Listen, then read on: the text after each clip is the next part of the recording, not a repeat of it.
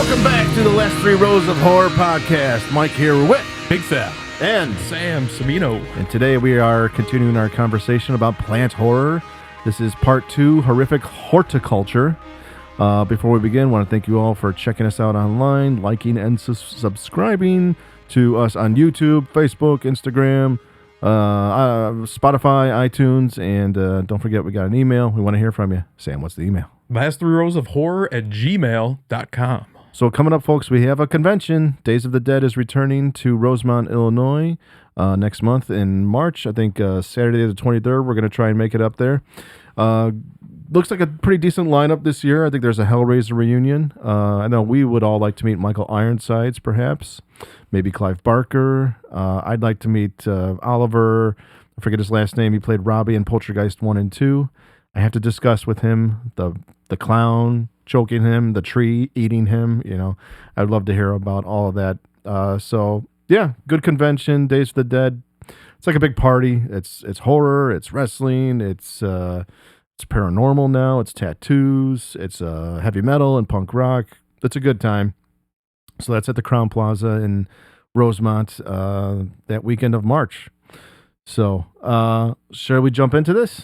Let's jump into it. Yeah, let's do it. Horrific Horticulture. More plant horror coming at you right now. Sammy. That's right. So basically, at its most basic, plant horror marks humans' dread of the wildness of vegetal nature, its untamability, its pointless excess, its uncomfortable growth. Plants embody an inscrutable silence and implacable strangeness which human culture has from the beginning set out to tame. So it's not an easy task, perhaps, since vegetation constitutes over 99% of Earth's biomass, the total mass of everything that's alive. So Earth is indeed an ecosystem inarguably dominated by plants. So plants also embody, however, something more intimate, the mortality intrinsic to all natural beings, to our own nature as well. As most species bloom and die in often relatively short-lived cycles, constant reminders that while life in general will be renewed, we in particular will die. And while humans may occasionally become food for predatory animals, we all, whether buried in the ground or scattered on the earth, become sustenance for plants. Ashes to ashes, flesh to food. You think there's a real statistic out there of people that have actually been killed by plants? Definitely, yeah. I mean, think of it this poisonous plants or that, but like, you think like a cactus has ever killed somebody? I think it could. Like I think it could. If you landed on it or fell on one. I mean, anything's possible. Why not? Because I've seen quite a few cactuses in my time, and those things are huge. They can be huge. You know, and if you fall face first into that, and they go in your eyeballs, ooh, that's but would it kill you? It sure the hell would maim you. That's I true. don't know about a cactus, but yeah, I'm sure people have fallen and Trees, fallen out of trees or something. Yes, of course. Yeah. I didn't even think of trees. Yep. There is unrest in the forest. I'll tell you. I'm not doing the lyrics again. I'll tell you some of the wounds that I've gotten. When we're planting new plants or something like that, and dude, you hit some of those some of those weeds. Yeah. Oh man, those things could cut the shit out of you, man. There's an old Polish joke, and I can't exactly remember how it goes, but basically the guy falls out of a tree. I'm Sounds Polish, like I can most say it. Polish jokes. Yeah, I know. The result is the guy falls out of a tree, right? Or he can't screw in a light bulb. Right? It's okay. It's okay. I'm 50%. It's okay. Anyway, Jimny Pivo. And so again, one of our main sources for the series, plant horror, approaches to the monstrous vegetal in fiction and film, not vaginal. Vaginal? Remember Mike thought that last week? Vegetal. Yeah. So they point out that plants inhabit the zone of absolute obscurity.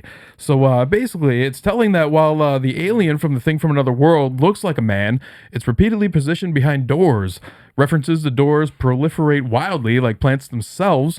In that film, while with 56 mentions of doors, mostly insistence to shut them or board them up, each time the thing appears, it does so from behind a door, usually violently thrusting it open and starkly framed within it. So while the monster is usually visually familiar, taking recognizable human form, it always emerges from a space that is expressly marginal, obscure, and that the human characters try vigorously to defend against or shut out. So the thing perhaps perfectly incarnates USA. Damn. It's Hacksaw. That a boy, tough guy. Yeah, right. When you call everybody a tough guy. Yeah. Hey there, tough guy. Okay, I gotta tell you something. Sorry. I gotta tell you something about Sorry. this film. I gotta tell you something about this film. Between this one and the Kurt Russell and Carpenter's Kurt Russell one, I loved the Kurt Russell one. I thought it was my favorite, but in some weird way, I think this movie was better. Yeah. Number one, it's black and white. You guys know how I feel about black and white. I just watched a fan edit it's called The Thing from 1951. They take the 1980s one and make it into a 50s. Like it has a whole new soundtrack. Oh, seriously? It's black and white. I Yeah. would love to see that. They do make it a little more like family friendly. Like they cut out like the part where he says he's weird and pissed off, or some of the swearing. But Didn't you it's awesome. put on Plex this new Nightmare on Elm Street that was like fan made? Yeah, it's got like the full edit. Yeah, I've been getting into the fan edits lately. Okay. Yeah, Okay. I need to got watch some that cool again. ones. Yeah, But see, you know what though? This is This is what I always told you guys. Sometimes the generic version of remake, how could I say this? Like the remake with Carpenter obviously was more up to date and special effects, but the generic one like this, the original, I love it. I love it. I mean, it's completely different. It doesn't have any special camera work. It's just this big guy, and he's got cock strong strength. I knew you were gonna say it. Cock strong, man. Did you see the way he picked up that board? Ho! Holy shit! You too, tough guy. he was just smashing through walls and Dude, shit in that movie too. Did you and Sammy notice when Sam showed us that clip and his hand was caught? Did you guys notice? Did you two guys notice that when he pulled his hand in, some of the wood was released from the frame of the door? Spikes. Did you see that? See, people don't look into films or listen to them. I always say people hear it, but they don't listen to them. I notice little shit like that. Yeah. Now you got to be cock strong if your fucking fist coming through that door and the wood is coming out of the frame. He had spikes in the back of his hand. Or claws. Yeah. I showed a picture last week, where he had that and he had some leaves coming out of his. I just figured it were thorns. I just figured those were thorns that were growing out of his hand. For plant horror. I wasn't. I mean, Mike's right. There's spikes, there's thorns, whatever. But god damn, some of the special effects. See, you don't think about that. What if we were making a movie and your hand got caught and we slammed the door on you too hard? Be a blooper reel. Dude, hey, you idiots! It stays in the film. Yeah. So yeah, the thing perhaps perfectly incarnates the life of plants, the familiar and the unfamiliar, the always known and the intricately inscrutable, and above all, the thing we can't or won't see. So in short, we suffer from what U.S. botanists have identified as plant blindness. These botanists, James Wandersee and Elizabeth Schussler, have identified this plant blindness, which they contend has a visual, cognitive, societal basis. They claim that there is a psychological as well as a social explanation for why we so often fail to pay attention to or even see plants.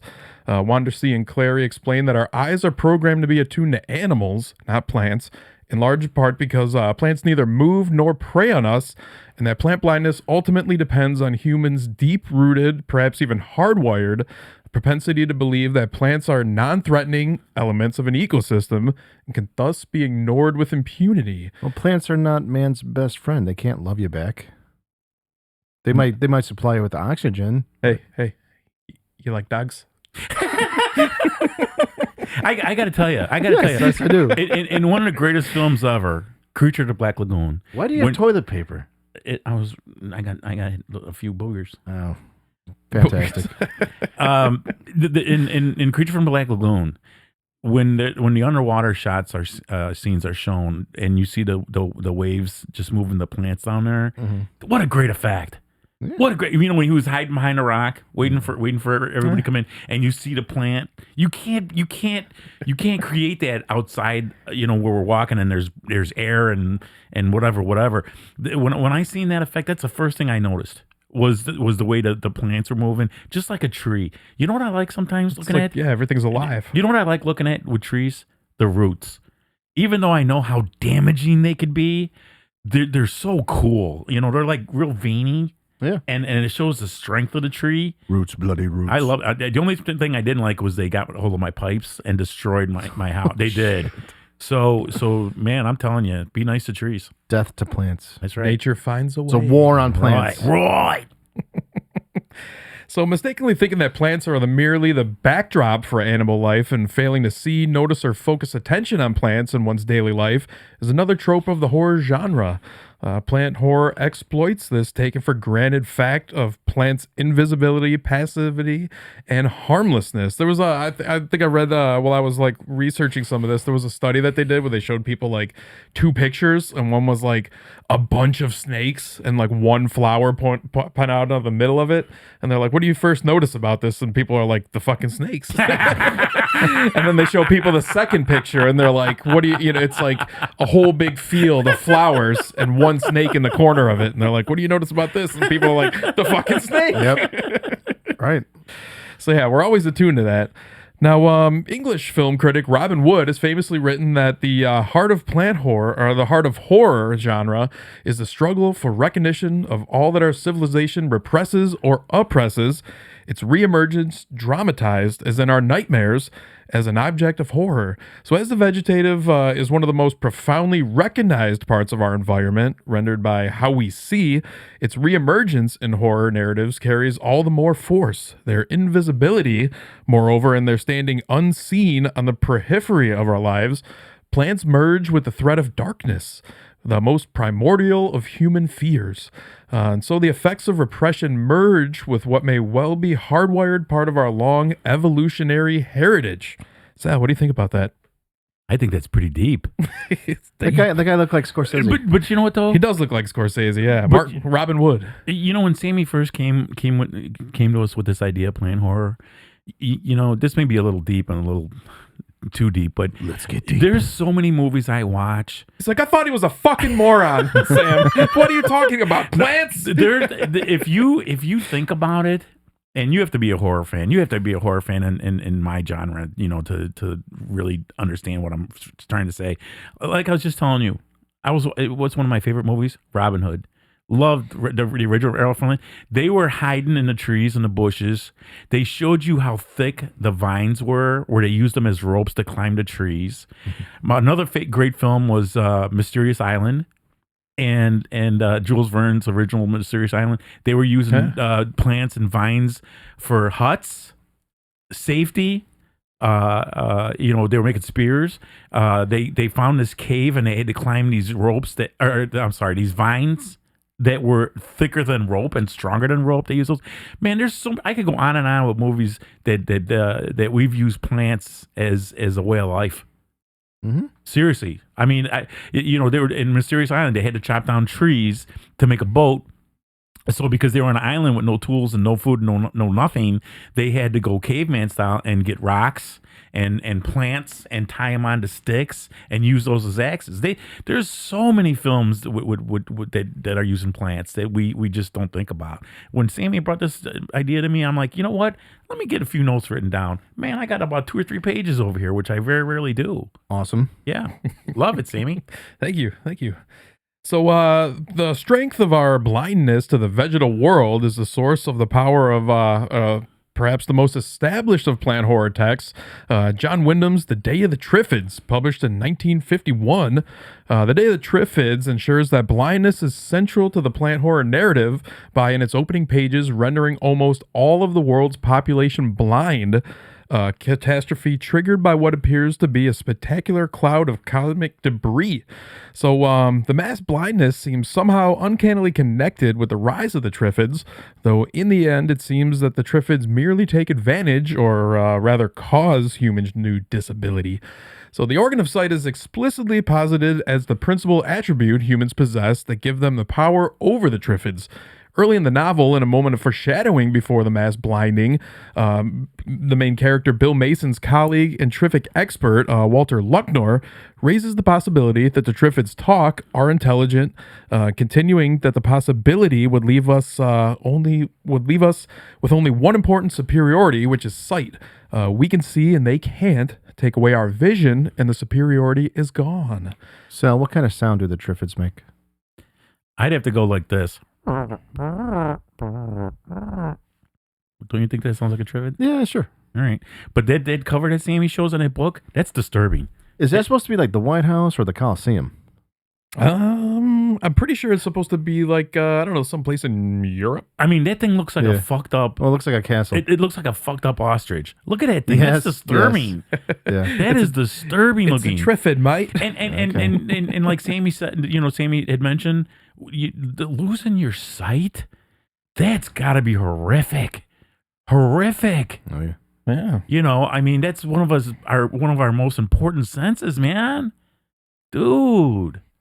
Yeah. So as the cloud of comic debris takes away both sight and superiority, it represents the way in which humans were already blind and thus already inferior to the candy plants they ruthlessly, blindly exploited for oil. More on that in for a second. So blindness is a fitting punishment then for the mass of humans, and it converts them, to push this argument one step further at least, into a kind of dehumanized mass that makes them resemble nothing less than the Triffids themselves.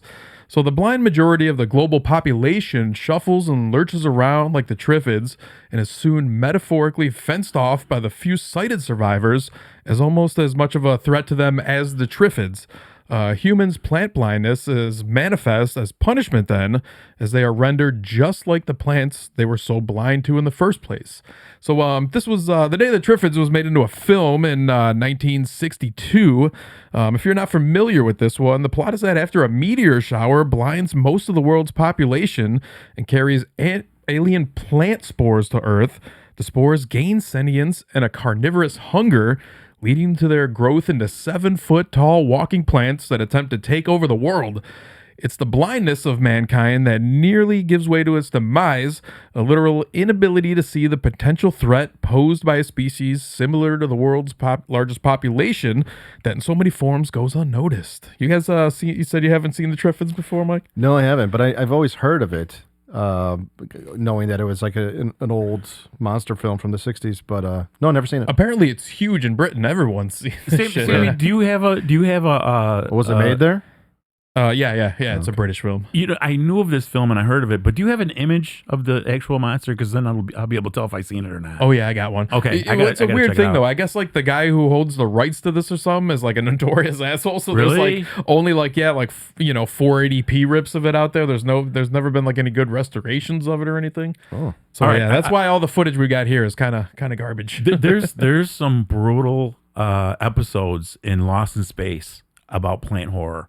There was one where Judy Robinson, Danger, Will Robinson. yeah, there was one where Judy Robinson walked into a field of plants, and there was one certain plant that spit out like little thorns, and if they got you, little thorns or little seeds, I don't remember, but if they opened up and shot it at you, you'd fall asleep forever, and there was no cure. So, and then there was another one where this guy, it was so funny. He was a human carrot.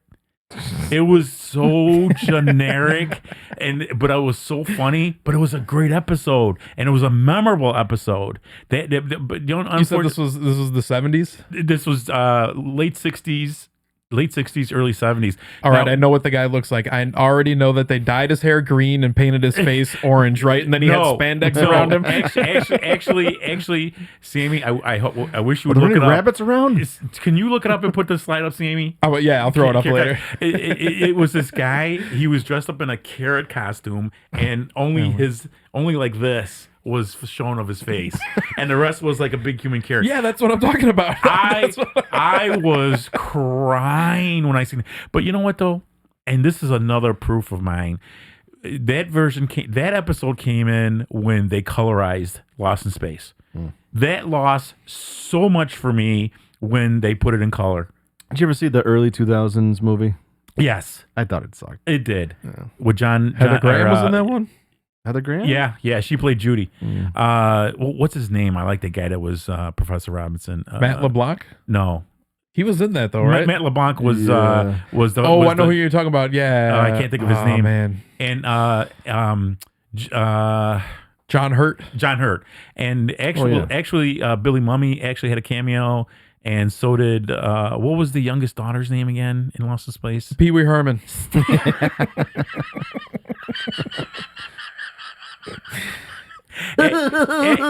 Actually, both daughters had a cameo in that. Mike, did you notice them? Angela Cartwright, who was Penny. That shows before my time. Yeah, Angela Cartwright, who was Penny, was a reporter in that. And the girl who played Judy, I think she was a reporter also. They just showed little clips of them, in that movie. But that movie sucked bad. Yeah, it did. I like watching all those old like sci-fi stuff though. I watched like some old Flash Gordons from like the 50s, and the guy's literally like in the spaceship, and he's like, "Pull over there." Everybody smoked back in the day. Smoking in a spaceship? Yeah. Oh man. All right, well, the Triffids originated from a bioengineered plant that was farmed and harvested for its oil, which was more efficient than other types of fuel. So, however, after the meteor shower, the Triffids broke free from their farms and became a threat to humanity, able to walk around on three-legged appendages, hence the name Tri and Triffids. They also have a poisonous sting that can blind or even kill a person. They also possess a certain level of intelligence indicated by predatory behavior and cooperation with each other to some extent. So this is the scene right here where this guy, where we see the Triffids sprout legs and kill a security guard at the greenhouse.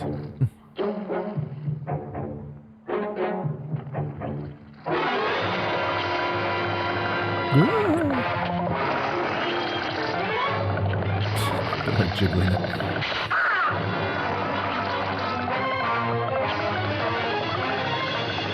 He looks green already. Okay, no, I never seen this. I would have remembered this part. No, I never seen this movie, but I heard of it. I knew it was out there. It's weird. I was like, I didn't understand though, like why he turns green. I noticed that. I thought immediately. He's filled with chlorophyll. Even though I'm colorblind, I did notice that. I was like, what happened Chlorophyll. There? Chlorophyll, more like borophyll. You know what, dudes? You know what is so disturbing to me?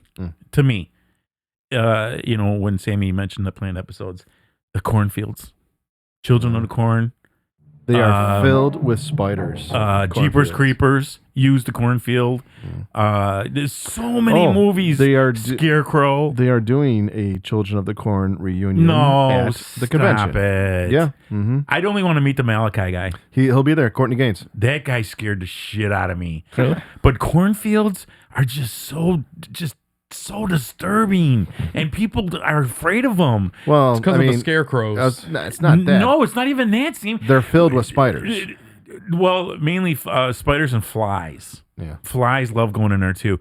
But here's the thing: if you think about it, and my daughter-in-law Nicole, we tried to go to a cornfield, and she refused to go. She said, "Dad, I'm sorry, I won't go in the cornfield." Scared, and I finally talked to her and what she would. But so many people are fearful of those places, man. Yeah. Cornfields, they're so disturbing, Mike. There's a couple Mr. Ballin episodes where people see like glowing eyes coming out of the cornfields. Like all the Scarecrow movies. There's so many of them. Crop circles. Dude. Aliens. Signs was in the cornfield. Dude. Crop circles. Signs was really creepy when it came out. I don't know. Yeah, a lot of people shit on it, but it's like that was like a creepy movie when it came out. It's one of Shyamalan's best. Yeah. Oh, Shyamalan did that? Oh yeah. Oh, okay. A lot of his stuff though is just fucking terrible. You know what, Mike? I always respect what you tell me. Your opinions on it, and you couldn't have hit the nail harder on the head with that guy. What is wrong with him? Some of his movies so fantastic, and other ones are just like, dude, why'd you do that? His worst one, and I've never actually sat down to watch it. I just seen the trailer, and I was like, I'm never ever watching this. Is that Last Airbender movie he made? I would never ever watch. Oh, I didn't know he did that either. That was a remake, right? No, there's a new one that's out now, or it's coming out, but the one that he did a few years back was just fucking awful. I'm not familiar with the cartoon. I'm not an anime guy, but yeah, he made the Last Airbender movie. It just the trailer on its own looked I did too, Sam. I did too. Just what Mike said. I seen the trailer and I'm like, no. I mean, it was like around that time he just kept putting out shit. Like it was that Lady in the Water was really bad. What's that one he did with Will Smith's kid? After Earth. Oh God, that was him. Terrible. Yeah, Shyamalan. Really? See, that guy just. You talk about hit or miss. He missed a lot. Well, we're going to get into them when we talk about The Happening, which is plant horror. That one scene is some of Wahlberg's worst acting. I'm working on that now. I think it's part 11 of the plant horror series. Part 11. I like when Sammy does Mark Wahlberg. Sammy's imitation of Mark Wahlberg's great. I love it. Say what's up to your mother for me. Yeah. From Boston. Wicked awesome. I'm sorry. I love Mark Wahlberg, man. I'm Wicked sorry. He's hilarious. Okay, well, the Triffids are emblematic themes of the book, which include the dangers of unchecked scientific progress, the fragility of human society, and mankind's disconnect from the natural world. The plants, as human creation that turns against its creators, also carry a Frankenstein-like warning about playing God. So the Triffids' origin story is never directly confirmed, but it's possible that the meteor shower that blinded everybody wasn't actually a meteor shower, but instead a satellite weapon that either went off by accident or through deliberate intent. The Triffids may have been an escaped biological weapon like the spores in John Wyndham's earlier short story, The Puffball Menace, an astonishingly prescient book that has wasabi Muslim terrorists using asemic warfare against the West in the form of toxic mushrooms. Crazy. Now, see, did you hear what Sammy just said? I respect our genre when it's our fault. You know, nuclear waste, garbage, the amoeba looking guys. But I wanted Sammy to tell me that these guys were aliens. Plants? Yes. I wanted these dudes to come from another planet. I didn't want it to be our fault. And again, I do respect, some of the things that we're blamed for. Well, it's weird. Yeah, it's not like it's in each of the iterations of this, it's like not expressly clear if they're aliens or if we created them and like the comet, something in the comic, like the radiation or something woke them up it's a little weird. That's what I kind of take it to be. Yeah, because you gotta look at the word plant. Like there's so many. It can mean so many negative things now. Like you put a plant in an audience. I mean, is someone there that's to interfere with things? Like planted information, this and that. Like it comes off in a negative manner. So yeah, plants are bad. Right? But again, like I said, I don't know where I was going with that. Like I said, and I can't believe I remember this, Mike, with my horrible memory. In our first episode, Deep Thoughts, I had mentioned sci-fi and horror. Our brother and sister, they're so together. They are so together. And I was always, I don't know if I was more a sci-fi or a horror. I don't know which one I'd side with more. But ever since I found out my nephew was more into sci-fi, I get into it more.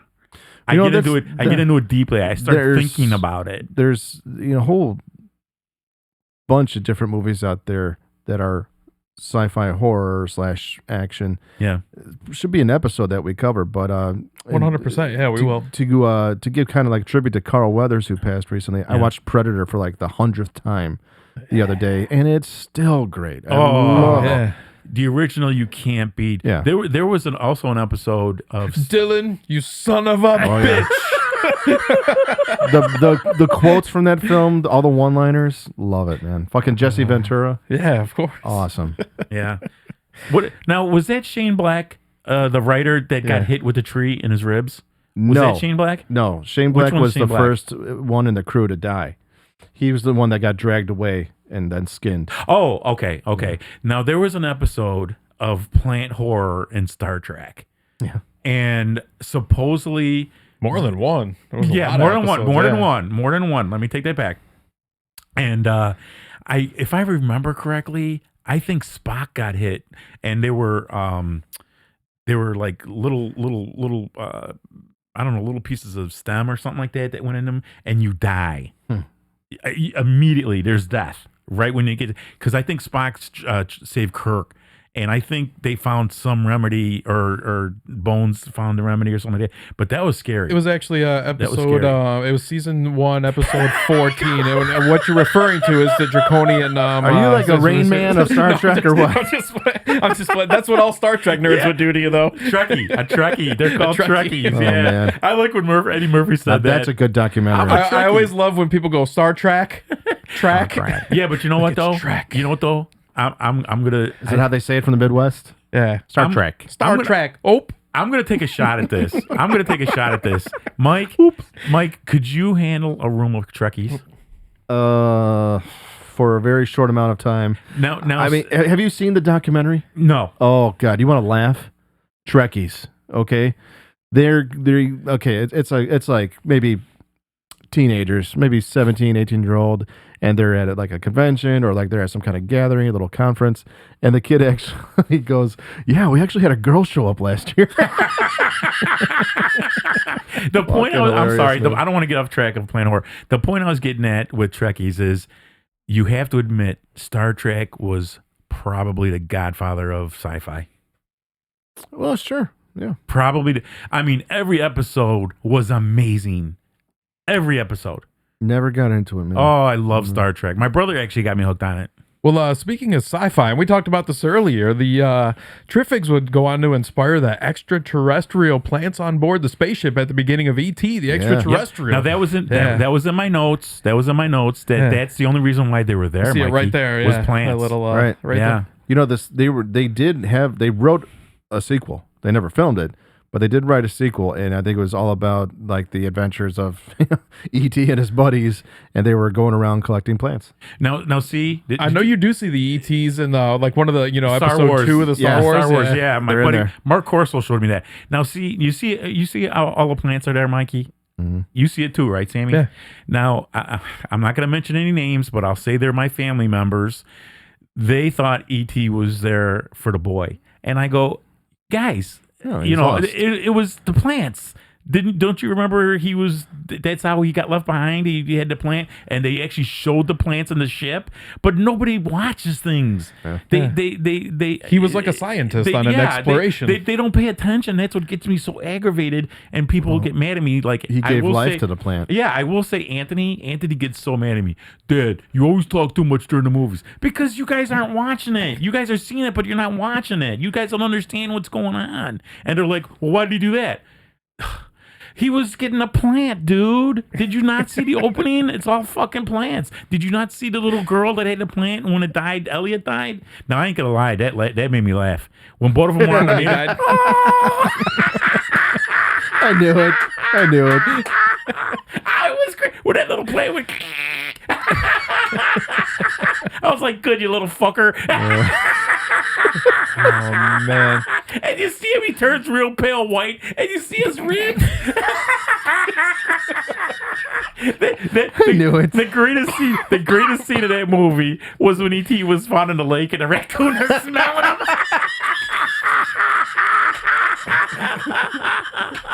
Right then and there, I wanted to get a stick and bust E.T. open and my see what's God. inside of him. Oh, man, we should get a ET pinata. That'd be great.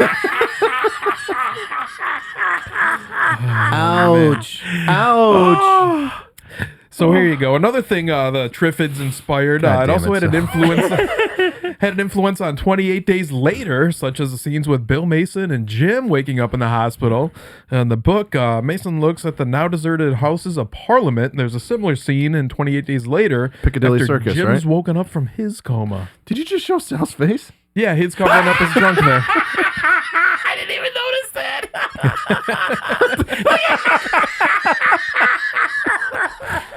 That's what I'm using. Sal's disgusted face to cover up nudity on YouTube now. That's great. There you go. Here's another one for you.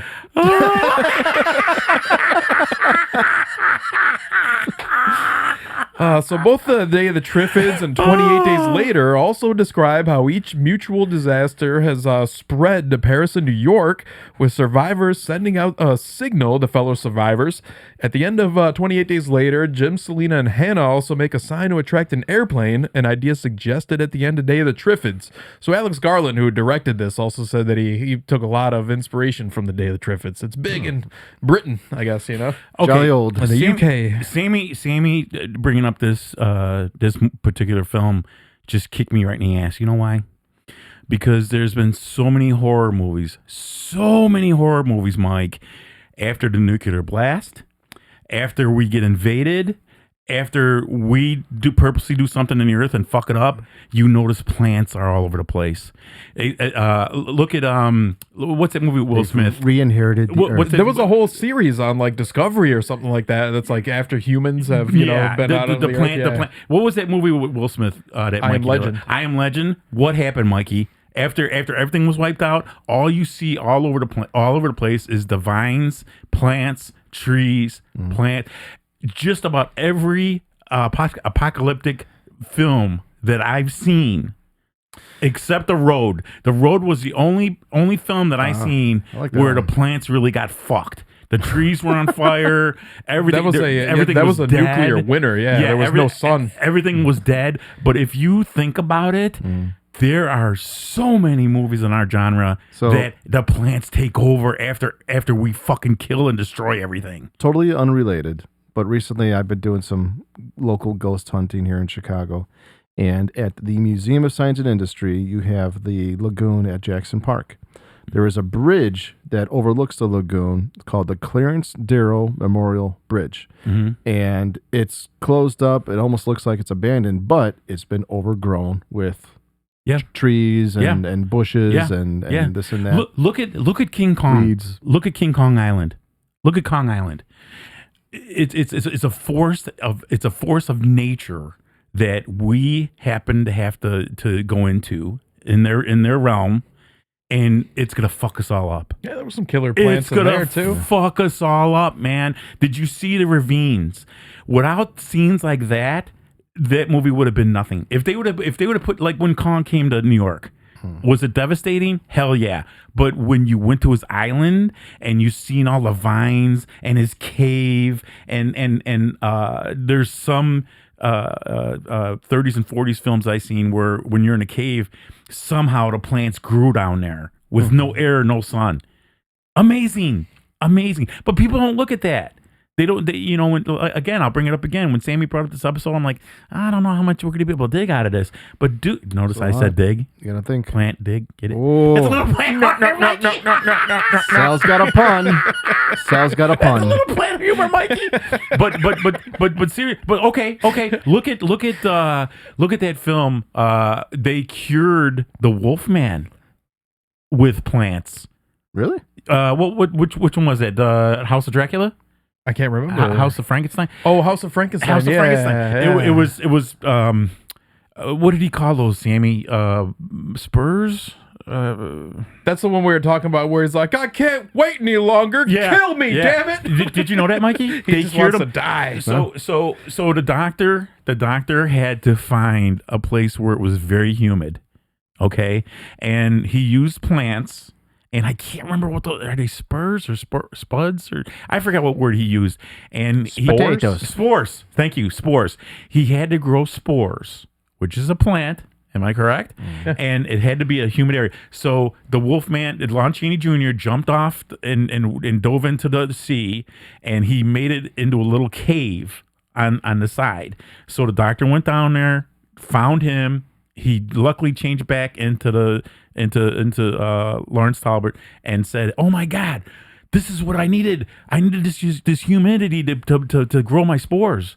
And that's what cured the Wolfman, because he didn't need surgery. The liquid that came from the spores entered the brain and fixed his brain, and that's how they cured him. There's only one way to cure a werewolf. Hell yeah. Silver bullet. Hell yeah. But you know what, though? If you watch enough Wolfman movies, that's not true.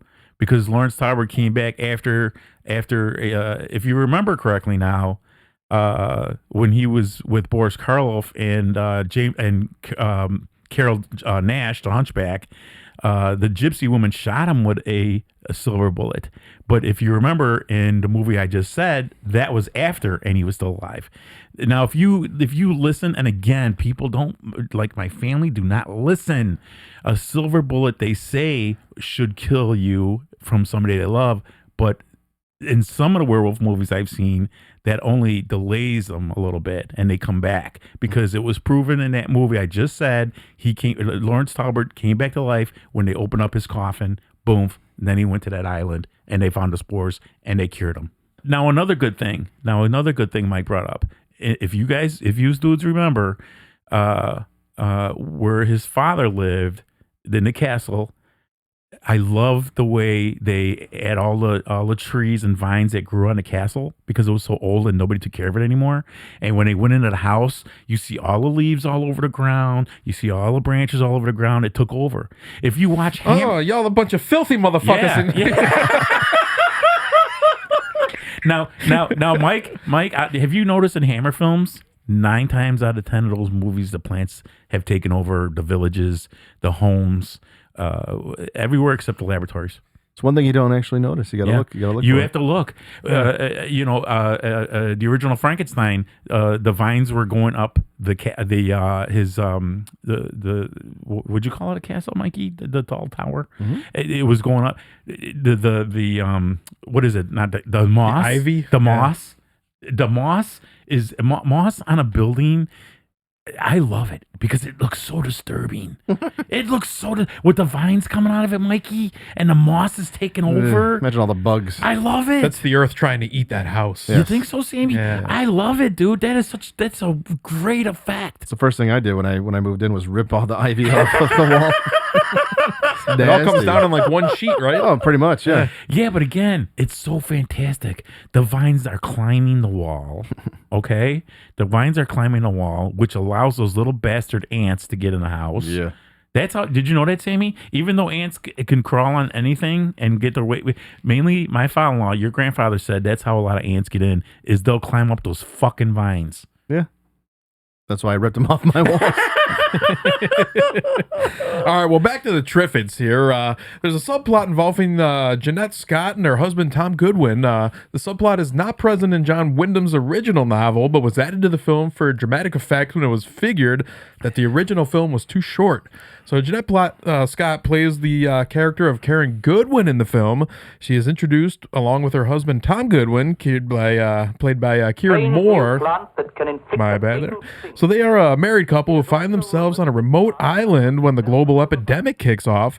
As the world outside descends into chaos due to widespread panic, Karen and Tom discover that their isolation on the island may offer some protection from the Triffids and humans, while they as scientists try to uncover a solution for the Triffid attacks.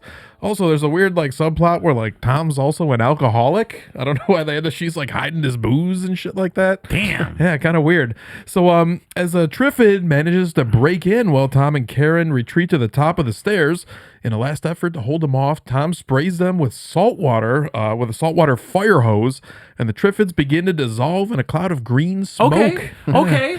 So Tom realizes that the seawater was the answer they have been looking for all along, and uses the hose to kill the rest of the Triffids in the lighthouse. At the end, the narrator states that humanity has conquered the Triffids by turning them... basically by they just turn them into sludge, but it's basically the thing that saves the world. Okay, I like that it wasn't alcohol, because then he could smack his wife and be like, "It's gonna save us. Booze don't fail me now." God damn it, woman. Okay, again, I didn't see this film, but that's a fantastic way to destroy him. Salt water. Now you did say you've seen this, Sammy. See that sludge? Sammy, you did say you've seen this film? Yeah, of course. Did you like it? Yeah. It's good, yeah, but it's one of those things where it's it's a weird film because I don't know how the rest of the world is going to find this out. That's anyone's best guess because they're stranded on this island. Their radio's broken. No one's coming to save them. They've got no way off the island, no boat. They're in the middle of the ocean, basically. That is an awesome way to find out to kill these things is salt water. Because salt water is so damaging. Look at that. How cool is that? It's going to get the broad. Now, if I was that plant dude, I would take off all their clothes. Okay, I think that's an edit, Sam. He's got a lot of edits. Time out. This is one of those movies, too, where it's Matango is another one where we're going to talk about where it's these people are That's our first edit of the day. We should have a bell ring. Hey, Mikey. Hey, Mikey. Did you see that tree? Yes. There you go. You know what it was doing, right? It's getting horny. No. Do you know what it was doing, Sammy? No. That tree? It was branching out. Oh!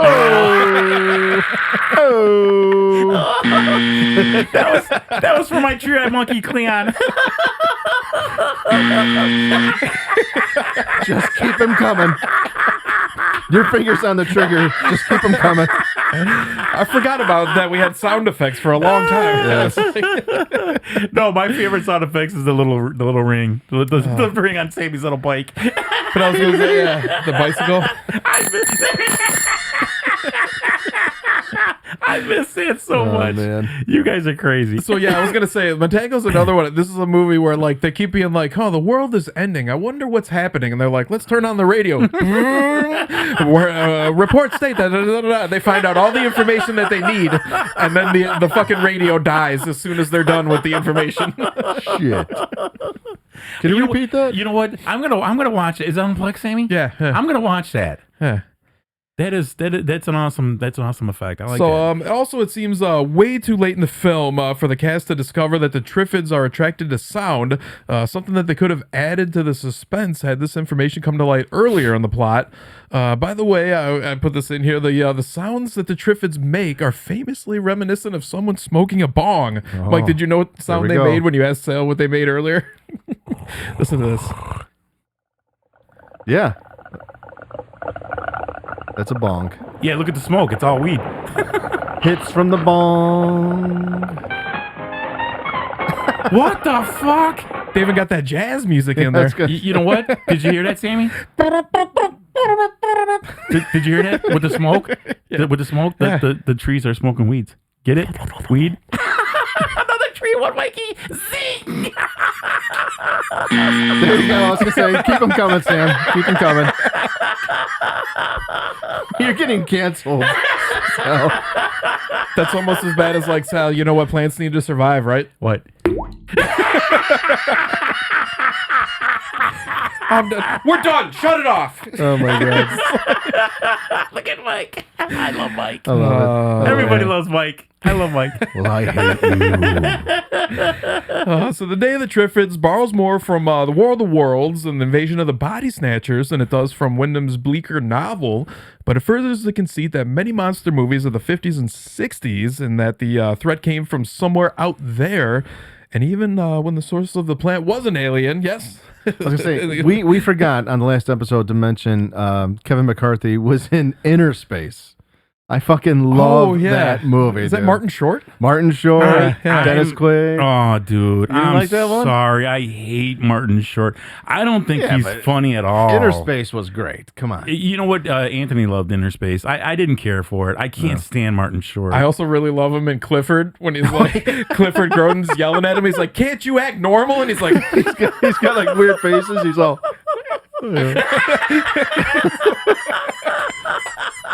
that was great. so funny. I do like Clifford. Yeah. All right, here. Well, that's the Day of the Triffids. I mean, you guys got anything to add on the original film from 1962 here? I'd like to check it out.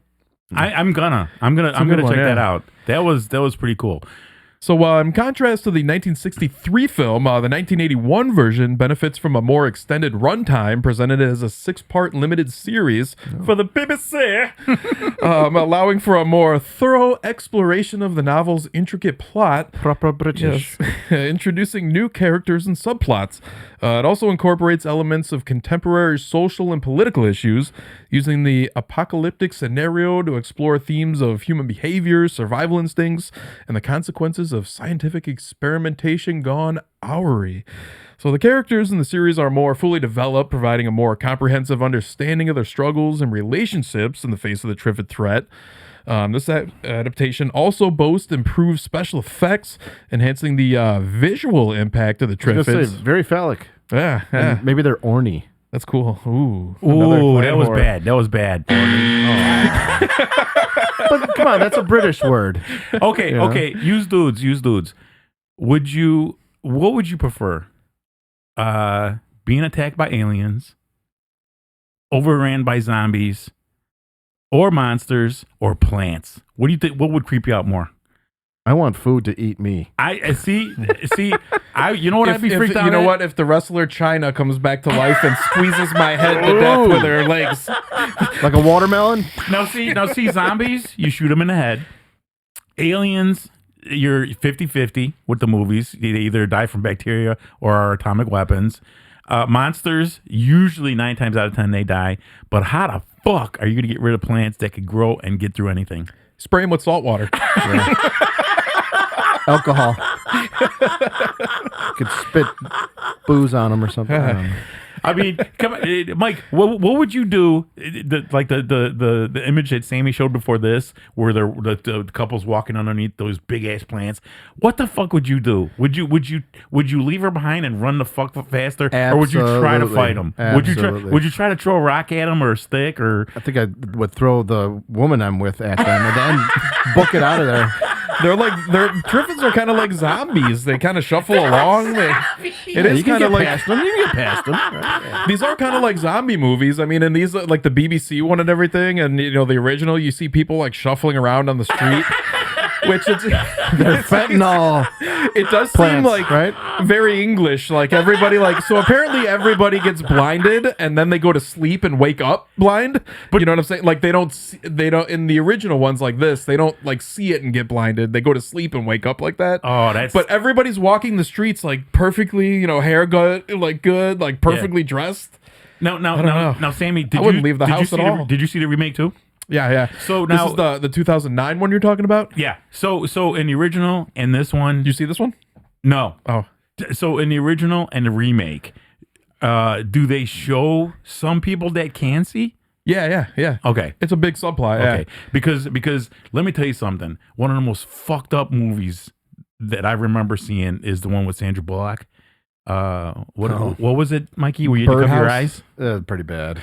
Yeah. Didn't like Bird it? Box. You didn't like it? You had to cover your eyes, dude. You had to fucking cover your eyes.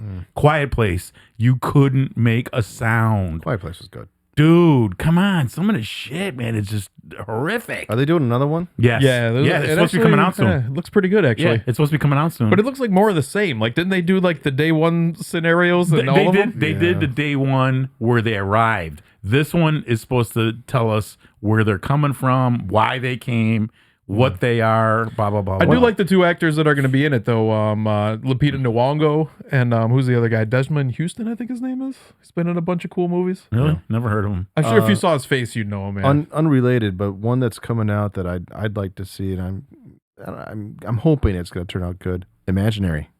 I seen that. That did look good. So is that the bear? Is it a bear that comes to life, Mike? It's a bear. Maybe it's because they show maybe the little it's bear. Possessed. Maybe it has like a spirit attached to it. Right. They showed a little bear. Yeah. And then they show something covered up, little coming towards them. But then you see this big object. Yeah. I'm sorry. A shadow.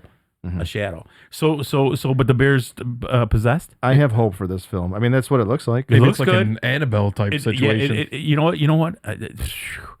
I'm telling you, how the fuck do you make something that's so close to a child scary like that, man? With any luck, us as humans, it'll turn out us as good. humans, and us three as horror fans, we love it. But us as humans, we're some sick motherfuckers. Yeah, we all are. We're some sick ass motherfuckers. Tell me something Plants I don't are know. eating us, dude. The plants are eating us. They're blinding us. So there's also, this is the 2009 BBC series, The Day of the Triffids. It stars like Jolie Richardson, Eddie Izzard's in this one. Oh yeah, he's pretty cool. Also, I think this guy's got the best name to say in an Irish or in a Scottish accent. Dougray Scott. Oh yeah, I've heard of him. Dougray Scott. Dougray. So, I'm sorry. I was just saying that for like 10 minutes the other day. Dougray Scott. So I'm sorry, Sammy. Is this a second remake of the original? Yeah, it's basically like I think it's the third or the fourth one that was made. Yeah. Okay. This one's pretty good. Yeah. Say the best Scottish accent comes from Billy Connolly. Yeah. He's got Billy the best Connolly's one. great. No, I like what's his name, the talk show host guy. What's his name? Oh, that guy. I can't think of his I name. know what you're talking You know what I'm about. talking about. I think he's got the best Scottish accent. I don't know what you. He's a. Mike Myers? No, he does was a good on. Scottish He was on the Drew Carey show. Yeah, he Oh. was Played his his boss. boss. He played Drew Carey's boss. Yeah. Oh, what's his name? He's got his own talk show now. He's funnier than shit. There's quite a few movies where they're making more and more the same thing. Yeah. Sometimes I kind of dig that. Yeah. Sometimes sometimes you go a little too far with some of our genre. But when you said that was the third adaptation of the Day of the Triffids, I want to watch all three of them. Yeah, you should watch all 3 of them. This one ain't bad. Yeah, watch it with Dugresco. So when did this one come out? 2009. Yeah. 2009. Yeah, this one is a Okay. little closer to the 62 film. It opens with the Triffids farm. It has yeah, it's pretty cool. It's reminiscent of the opening of 28 Days Later, by the way, Wow. which animal rights activists unleashed Come a rage virus. on. Yeah, instead there's like plant activists that are like trying to release the Triffids in this one. So yeah, they released the fatal Triffids just as the world's population is blinded.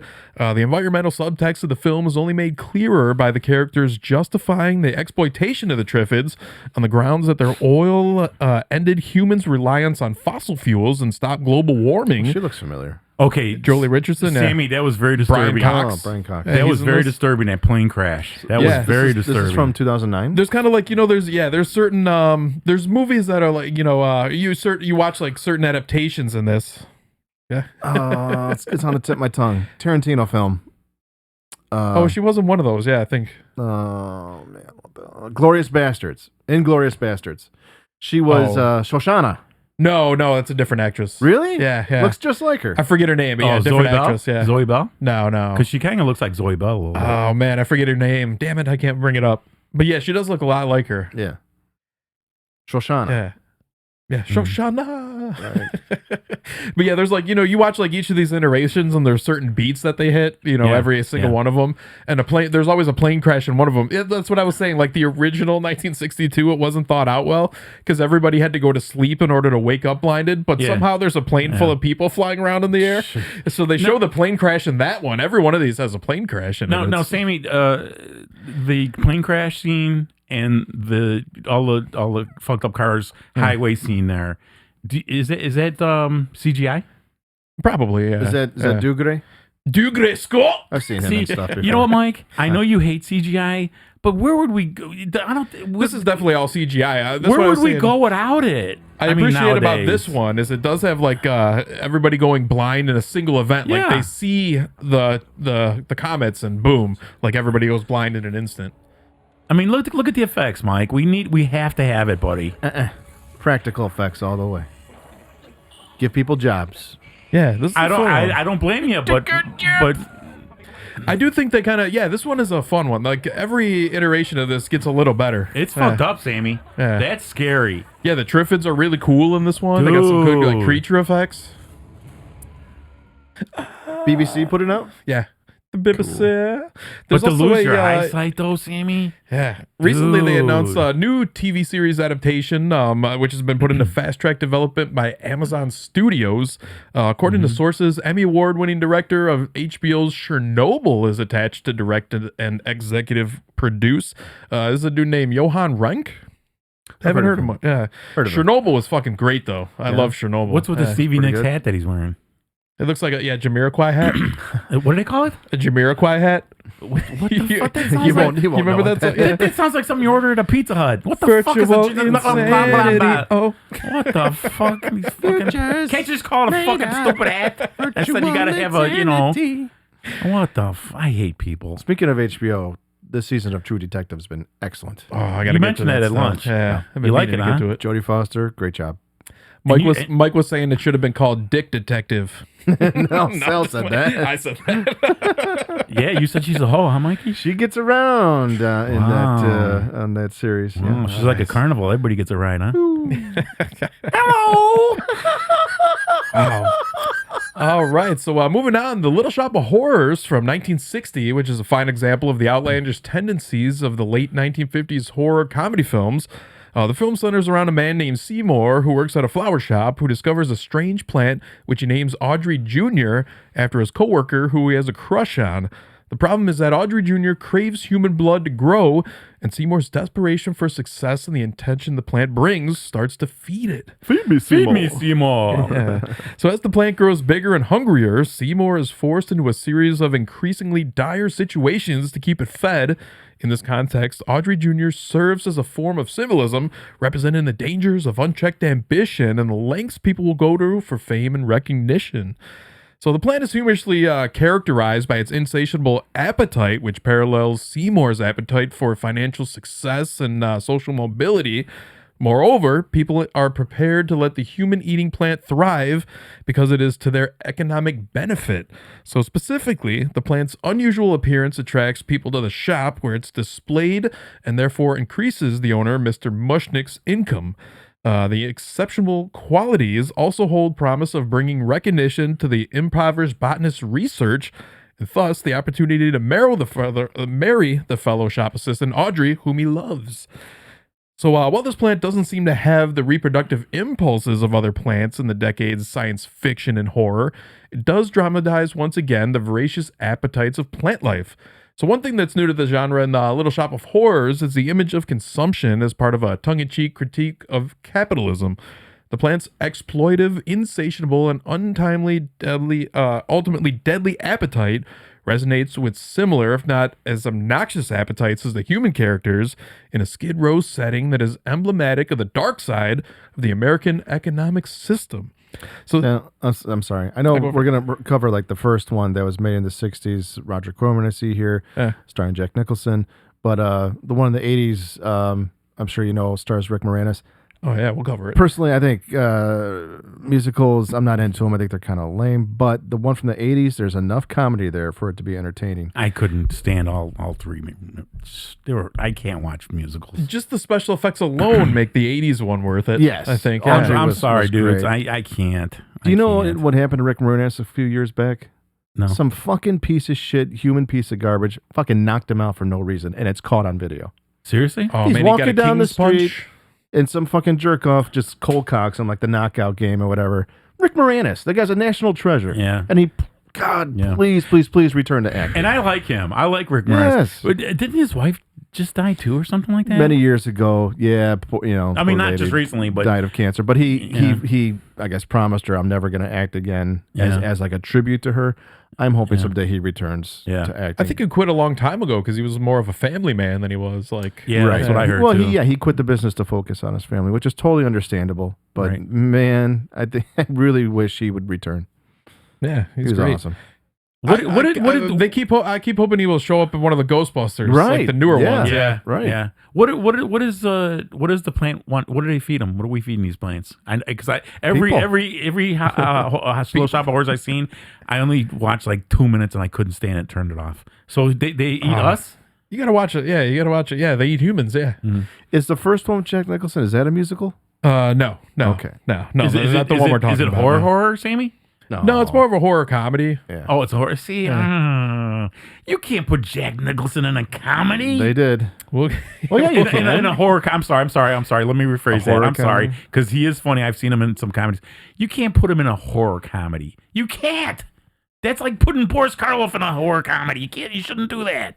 They're meant for horror. That's it. He looks funny in this, too. He was real young in that, wasn't he? Yeah. Everybody was real young when they made this. This was directed by Roger Corman, often referred to as the king of B movies. Yep. Yeah, he's an influential director and producer, renowned for his ability to create popular, low-budget films rapidly and efficiently. His impact on the horror genre is substantial, having pioneered a unique blend of horror and dark comedy. Mm-hmm. He's also celebrated for providing many successful filmmakers and actors a start in the industry, including Jack Nicholson, James Cameron, Francis Ford Coppola, Martin Scorsese, Peter Bogdanovich, Ron Howard, and many more. Yeah, the list goes on and on. So many great filmmakers were understudies of him. Yeah. Really? And he gave them their first film, like here, Joe Dante, Jonathan Demme, I think. Yeah, Joe Dante. Mm-hmm. Wow. Yeah, so his influence over the industry is undeniable. Many of his works have achieved cult status over the years. Some of those most notable films are like House of Usher, which is like the first of all the Edgar Allan Poe adaptations. Mask of the Red Death. Yeah. Fantastic. Yeah. Also The Pit and the Pendulum. Crazy amount here. The Intruder, The Man with X-Ray Eyes. Man with the X-Ray Eyes. Oh, man. Even Death Race, Wild Angels. Yeah. It's just an incredible body of work. Now, you dudes know, this is off topic. You dudes do know those Death Race movies, the one with David Carradine and then Stallone. First one. Yeah, the very first one. You know that's where they got the cannonball theory from. Cannonball Run movies, yeah. But I'm telling, I prefer the 2000s remake with Jason Statham. Of Go Death Race. No. Death Race. Love Death Race. I'm Did going you watch Death it, Race Mike? to Rice. Did you watch Death Race? Unfortunately, maybe. It was maybe. awesome. No. It was. You know what? Did Sammy tell you? I watched Beekeeper. Oh, God. It was. You know what, dude? You could tell the budget wasn't there because you know how you see an explosion scene and it goes through like your head like a surround sound. It was very generic, but I liked it. But I liked it. It was Look good. what stars. He is generic. Stop it. That sucks. You heathen. You can't convince me that guy makes You know why? anything Because good. you're a heathen. That's why. Got nothing to do with that. He's just a shit actor. Goddamn heathens. Right. But you know what though? You dudes. You know how I would take care of Seymour. I mean, I'm sorry. What's the plant's name? Audrey. Audrey Jr. You know what would make me laugh? Feed him Jason Statham. No. I'd have to. God, I know I'm gonna get probably get shit for this. It'd have to be little girl kids, like the little girl from Poltergeist. I'd bring her in there. Oh, What's her name? Carol What was Ann. it? Carol Ann. Come Little here, girl and then I'd kick her in the ass right Oh into my his mouth. God. The Hit the X, Sam. The little girls. The little girls with the little white outfits on Elm Street, I would get those little motherfuckers and throw them at them. He's got Those little demon devils. Dude, and one of the greatest, I would film this for that plant to eat the Olsen twins. When they were little, Now that I can get on board with. when they were little, Fucking I'd like to grab crackheads. both those fucking creepy ass looking little fake doll little motherfuckers, throw them in there, and you know who would finish them off? The dessert. John Stamos. Fuck that piece of shit. I hate that motherfucker. Why? Stupid hair. You're like when the Olsen twins were little, when they were the most cutest, I would kill them. Dude, those things they were That's diabolical. You got it, dude. Come on, dude. They were like that troll dolls. They were like two little troll dolls. How could you like those two little motherfuckers? Oh my God. Oh man! And you know who else I'd throw in there? That little dumbass Dana Plato from Different Strokes. I'd throw her dumbass in there fucking too. I think she's dead. Isn't She she? is dead. is. I don't She's give her. been I don't dead. care. Kick her ass in there. Fucking. Did you ever hear like the story of like how that all happened? She went on the Howard Probably. Stern show. He humiliated her. Yeah. And then like maybe the day or a week after, she killed herself. Yeah. Yeah, this was written by Charles B. Griffith. It's a farce about a florist assistant who cultivates the plant that feeds on human blood. This concept may have been inspired by Green Thoughts, a 1932 story by John Collier about a man-eating plant. Hollywood writer Dennis McDougall suggests that Griffith may have been influenced by Arthur C. Clarke's 1956 science fiction short story, The Reluctant Orchard, which was in turn inspired by the 1905 H.G. Wells story, The Flowering of the Strange Orchard. So this is a kind of a timeless Look at story right here. Mike, you see the face in the flower? Yes. How Oh, cool yeah. is that? Yep. Yeah, so this film stars Jonathan Hayes, Jackie Joseph, Mel Wells, Dick Miller, Dick Miller. And a young Jack Nicholson, who had all worked for Corman on previous films. At the time of shooting, Jack Nicholson had appeared in 2 films and worked with Roger Corman as the lead in The Crybaby Killer. Go Look back. at those Go back. doofuses. Go back one, Sam. Go back another picture. The woman on the left. Did she play Dick Miller's wife in Gremlins? I think she might. No. Oh, you know what? She might have. Yeah, now that I'm Were looking they at were her. they married for real life? I got to look that up. I don't know. The actress. sure. Is Dick Miller the one that sold the guns to Arnold and Terminator? Yes. Yeah. Yeah. And what did she play on? She always played a goofy chick. And Gremlins. No, I'm talking about a series. Oh, I don't know. I thought she played in a series, but Yeah, now that I'm looking at it, I think that is. Yeah. Yeah. I'm going to have to put I'll put see if I can find a picture of her old and put her in here. Yeah. Mhm. All right. Now, Dick Miller had also just starred in A Bucket of Blood. In fact, A Little Shop of Horrors was developed when director Roger Corman was given temporary access to the sets that had been left standing from A Bucket of Blood. The film's musical score, written by cellist Fred Katz, was also originally written for A Bucket of Blood. According to Mark Thomas McGee, the author of the Roger Corman, The Best of the Cheap Acts, each time Katz was called upon to write the music for Corman, Katz sold the same exact score as if it were new music. The score was used a total of 7 films, including The Wasp Woman and Creature from the Haunted Sea. Katz explained that his music for the film was created as a music editor, piecing together selections from other soundtracks that he had produced for Corman, but I don't know. I think this guy was just trying to see how many times he could sell the same score over and over. now, first of all, I got to point out what's with all those amoebas on his head. That's bothering me. but if you two dudes, see, Mikey, did you see the Wasp Woman? No. That was on Plants. Uh-huh. She owned a cosmetic store. Hadn't heard of that one before this. The Wasp Woman. They tried very hard to relate it to The Fly. Okay, so the Wasp Woman Sounds like it. She owned a beauty salon thing, and some of her cosmetics were she used too much, and she had a bee culture, and she used it, and that's what turned her into a wasp. But it was okay to watch. A little bit of hybridization. I liked it, yeah. But again, it was plant horror. Wasp Woman's plant horror. I have to check that out. Yeah. So it had been rumored that the film's shooting schedule was based on a bet that Corman couldn't complete the film within that time, claim denied by Mel Wells, who played Mushnick in here. Apparently, Corman shot the film quickly in order to beat changing industry rules that would have prevented producers from quote-unquote buying out an actor's performance in perpetuity.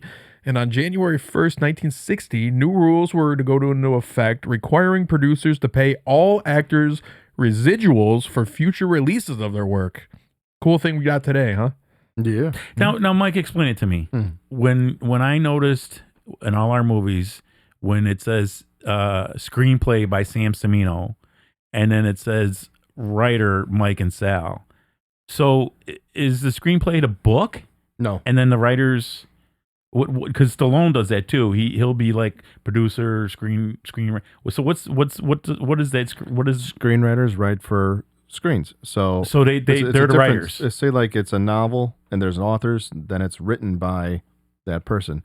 But writing it for the screen, usually it's a completely different job. Now, some authors actually turn their work into a screenplay. I mean, it's every so often. So the screenplay, when I see on the the end and it says screenplay, so that's the writers of the movie. Yeah. Okay. Because how come it says screenplay by? I noticed that in a lot of Van Damme movies. It'll say and Stallone. It'll say screenplay, blah blah blah, and then it'll have writers, blah blah blah. It'll be different people. Well, it's a team. Oh, okay. Mostly, Because let me tell you something. That image that Sam showed with Vincent Price. How would you have liked to have been there? How would you have liked? I would have liked to have been like a grip or something like that and walk by and see. I would have loved to do that. Dude, the guy's an icon. Vincent Price. You know what? He deserves his own episode. We should do one on Vincent Price. For sure, we'll eventually do it. I'm sure Sammy could dig up a ton of stuff on him. Oh, yeah. I got a couple books on him, too. Do you really? I mean, he's got a great body of work. My favorite, definitely Mask of the Red Death.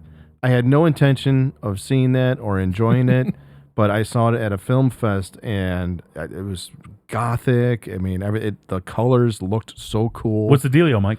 It's an Edgar Allan Poe story. Right there. Yes. That's all you got to say right there. Yeah. But it just, I don't know, something about it, man. It's like he's in this castle and he's following around like a person in a cloak. It's like a big masquerade party. And it's like I think he sold his soul to the devil or something like that, and then he's following around this person in a cloak, and he's trying to see like who it is and unmask whoever's in the cloak. It's a cool one. If you put Edgar Allan Poe, what's his name? Stephen King, and Alfred Hitchcock in the same room, who would be the creepiest guy, Mike? King. Definitely King. You think? Oh yeah. Edgar Allan Poe, dude, pin the pendulum. Well, I mean, because we're modern people, King is modern. King. Is Stephen King really that weird though in real life? That's he what always I mean. seems like he's kind of a normal guy. That's what I mean. But he's like, Mikey, if you had those looks three, goofy. Mikey, if you had those three icons, I know you're a big Stephen King fan. Yeah. Alfred Hitchcock. Again, it's a generational Alfred Hitchcock. thing. Generational thing, man. yeah. Hitchcock I mean, what do you was think, pretty Sammy? creepy. What do yeah. you think, Sammy? Who would be the creepiest one in that room? I don't know. I don't really know what Edgar Allan Poe was like. Was he like? I'm gonna say super, creepy that depressed. you didn't, creepy that you didn't name Lovecraft. Now, that guy wrote some creepy shit. Never heard of him. H.P. Lovecraft. Never heard of him. Yes, you. Oh, we've talked about him a million times. Have we? Yeah. Okay, there goes right. my brain. There goes my brain again.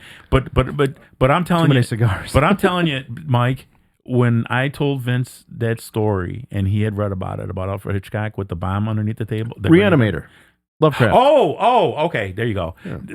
No, that guy can't come close to those three icons, buddy. Dude, Are you kidding start me? reading. You want me to list like the greatest Lovecraft I can't books? cover that because He's I'm not a book responsible reader for like you guys. cosmic horror, like Yeah. as a genre. I can't fend for myself on that because I'm not a book reader. But come on, man, Hitchcock and fucking, Edgar Allan. I think Lovecraft's better. Wow. Well, you have more experience with that than I do because I don't read books, but those are some creepy motherfuckers there, man. True. All right. Well, the Little Shop of Horrors. The plot concerns the penny-pinching Gravish Mushnick, the owner of a florist shop staffed by himself and 2 employees, the sweet Audrey Fulquard and the clumsy Seymour Creelborn. Located on Skid Row, the rundown shop gets little business, but when Seymour fucks up a floral arrangement for a sadistic dentist named Dr. Farb, Mushnick fires him. Hoping to change his mind, Seymour tells him about a special plant he has grown from the seeds he got from a Japanese gardener who found the bulb in a plantation next to a cranberry farm. So this is just kind of an interesting thing here. The cranberry joke is lost on most modern audiences, but it's a reference to the year 1959 when it was widely revealed that cranberry crops were tainted with traces of the herbicide aminotriazole, which was used to control grass and weeds, but not on food crops because of its carcinogenic, meaning cancer-causing properties. As a result, however, the market for cranberries collapsed and growers lost millions of dollars. However, Ocean Spray recovered by expanding the market for cranberry juice, which, although widely available for sale, wasn't popular before then. So this has ensured that cranberry growers would not have to rely mostly on Thanksgiving and Christmas for sales, which was the cause until the notorious 1959 incident. That was also, some of it was like routed through Chicago, like this tainted cranberries. But don't they? But isn't cranberry juice like really good for you? Yeah, it's very good for you. It's supposed to cure a lot It's of an antioxidant. Yeah, it's supposed to get rid of a lot of toxics in our body. If it doesn't have sugar in it, absolutely. Yeah. You like it? You like it with vodka? Yes, I do. Vodka I have cranberry? had that. Yes, I have had Good that. stuff. But Sammy, I like to mix it with a little orange juice every once in a while too. Who's the Seymour in the original? Who was that guy? I forget his exact name in here. Yeah, He looks a little creepy. a little creepy. He is kind of creepy. Now, who was Jack Nicholson in the original? Dentist. Yeah, Oh, he was he plays like a guy coming to see the dentist who's Oh, kind of right. like a what do you call it? Like a glutton for punishment. You know, Does he have a big part in it? No, not at all. We'll Wow. show you that in a second here. But yeah, Seymour names the plant Audrey Jr., which delights the real Audrey. Audrey Jr. And when it's suggested that Audrey Jr.'s uniqueness might attract people to see it, much to give Seymour 1 week to revive it. The unusual kinds of plant food do not nourish the plant, but when Seymour accidentally pricks his finger, he discovers that the plant craves blood. Take a look at this here. Hey, what happened? How come you woke up? Blood? You like blood? This whole movie has a very Jewish style of comedy, basically. Yiddish. You know what? You know what, Sammy? That's not right, dude. That's not right. Mikey, a plant that likes blood? That's not right, dude. Yeah, so in a situation where plants are invested with the power of speech, there arises the question, what do plants want? In this case, the question is answerable. The plant is literally bloodthirsty, as we discover when it appears to be ailing and in need of nourishment and accidentally drinks blood from Seymour's fingertip. So a charming but twisted relationship then develops in the narrative between Seymour and Audrey Jr., between human and plant, that is. So when Seymour begins to talk, he asks it what it wants and what's the matter, little plant? Haven't I done everything I could for you? And that's when the plant tells Seymour what it wants. It wants to be fed with more blood.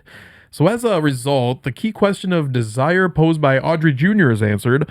Fed on Seymour's blood, Audrey Jr. begins to grow, and the shop's revenues increase when the curious customers are lured to see if the plant is characterized by its insatiable appetite, basically, which parallels the working class character's appetite for financial success. Listen to here.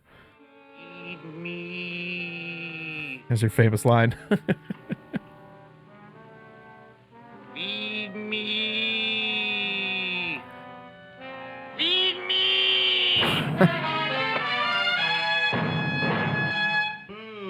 Feed me. You said that. You can talk. I got a talking plant. Say it again. Feed me. Gee, Junior, Feed me. I'd like to feed you, but I used up all my fingers. More. More. But I'm already anemic. Feed me more. That's a fun one. Okay. It's cheesy, but it's fun. You know what? That's very disturbing. Yeah, when was this movie made, Sammy? 1962. Okay, Or 1960, I'm sorry. I'm yeah. shocked because, that's got to be because that's around when came out. I can't think of what I want to say. But usually movies like this it almost looks like a 50s kind of thing. Oh, it definitely is. Yeah, Where late 50s. horror was really big in the late 50s. But dude, that's very disturbing. Yeah. I wonder how the audience handled this, Mike. Looks like an egg. Mike, do you think the audience laughed at this? It almost looks Absolutely. prehistoric. do you think so? Oh yeah. Yeah, it was supposed to be like a comedy back then. Because let me Yeah. tell you something. I got fucking heebie-jeebies when I heard "feed me" the first time he said it. That kind of disturbed me, dude. Watch this and tell me if you think it's a comedy. So, unable to give more blood, Seymour takes a walk along the railroad tracks when he carelessly throws a rock to vent his frustration. Yeah, he inadvertently knocks out a drunken man. And what follows is like a Three Stooges routine until the drunk falls on the train tracks and is run over by the train. Jesus, man. So Seymour tries to get rid of the body. Yeah. He's like a tramp. I think what they call these drunks on the... Yeah. Shrimp.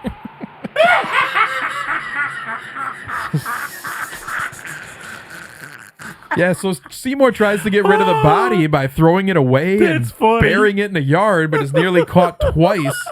And then guilt-ridden but resourceful, Seymour decides to feed the mutilated body parts to Audrey Jr.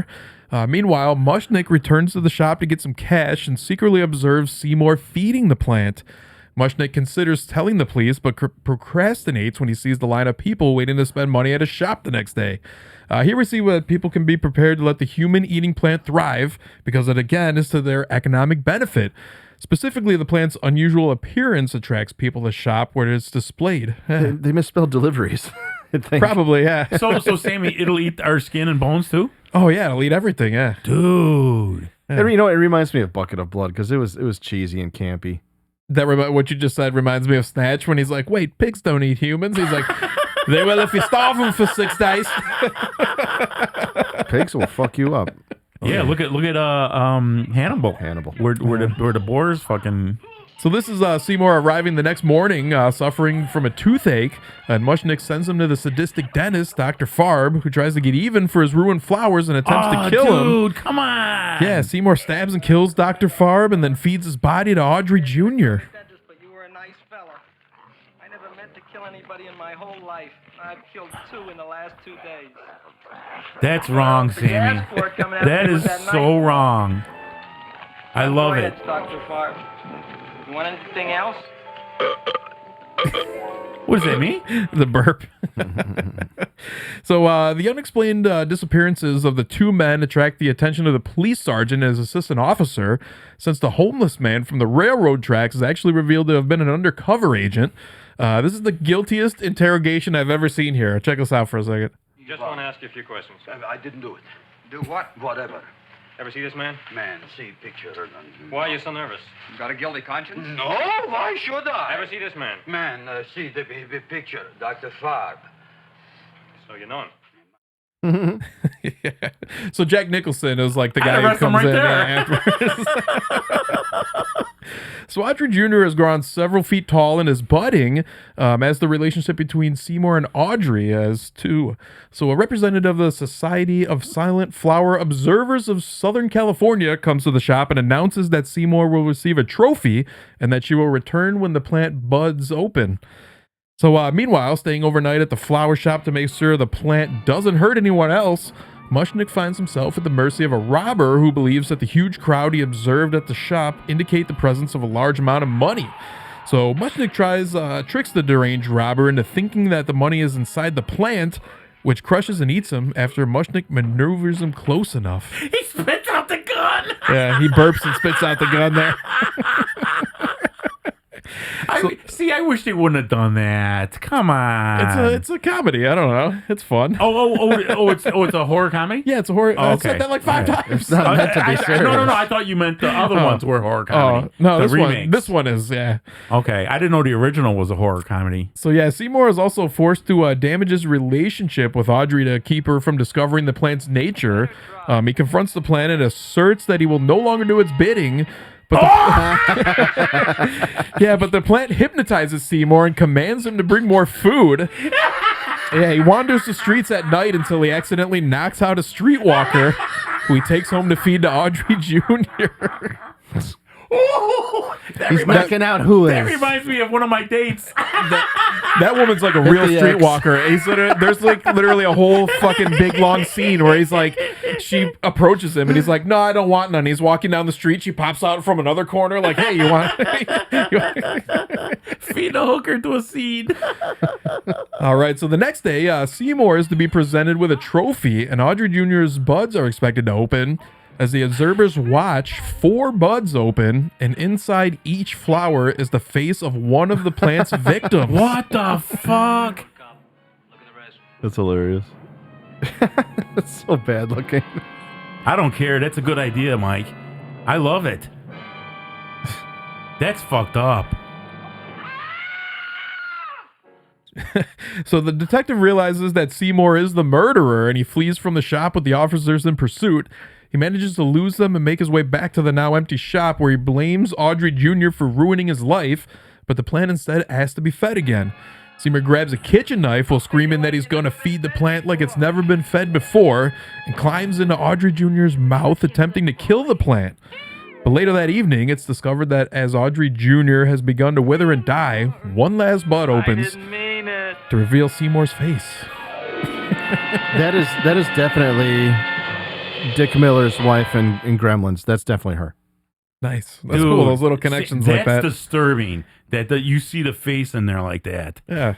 See, That's awesome. Now, why did they make it a comedy? That would have been awesome, man, if it was serious. Yeah, so that's actually another new theme that gets bound up with the figuration of monstrous vegetation here, of the unfamiliar. Even monstrous is hybridity. Yeah. So this is seen most literally and grotesquely in the plant's sprouting of blossoms with the victims' faces.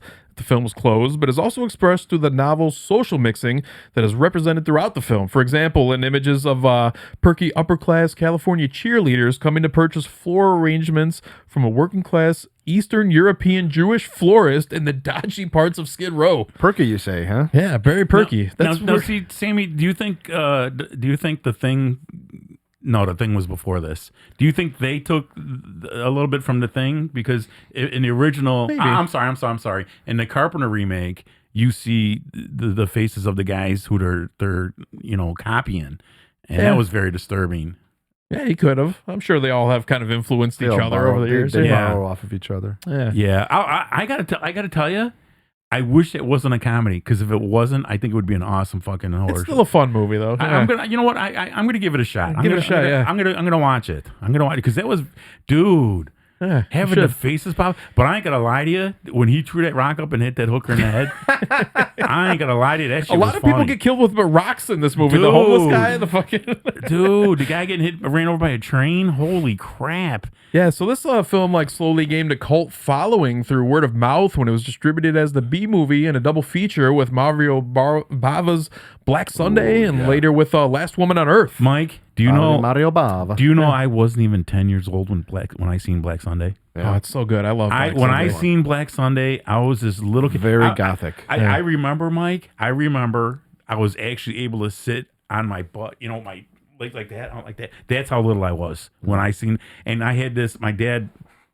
I think I told you guys. My dad was an electronics salesman. He had this little black and white TV.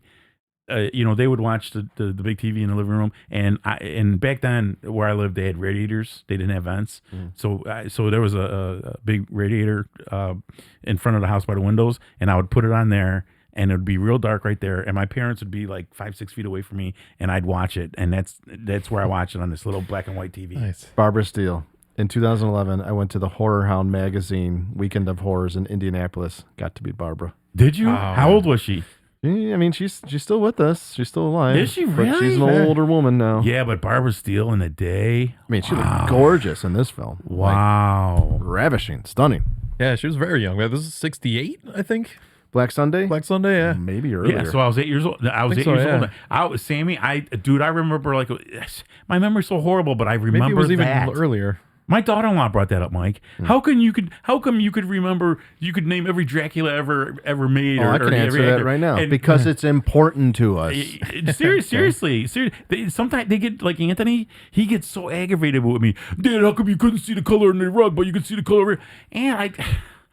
What do you want? What matters to you? I even got what's important, Mikey. I even got tested by the eye doctor, saying I was legally colorblind, and nobody, my family, they think I'm joking. Why would I joke about that?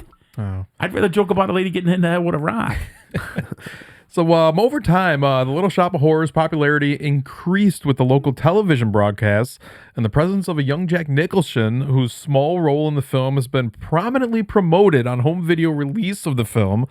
I couldn't believe I found a couple covers here that were like so fucking bad. I couldn't believe it. You have to look at this. So like, I mean, I never watched. I thought he was the star of this. Not at all. He has like literally like a 30-second part. When Sam said he's Jack barely in it at all. I mean, I thought he was Seymour. But look how much these covers misrepresent the film. The first one is obviously a 20 years older at least. Come on. And the second one here needs absolutely no explaining whatsoever. That's perfect. I'm like, that's not even the same fucking movie. Is this how they put it out, like in Timbuktu? You know?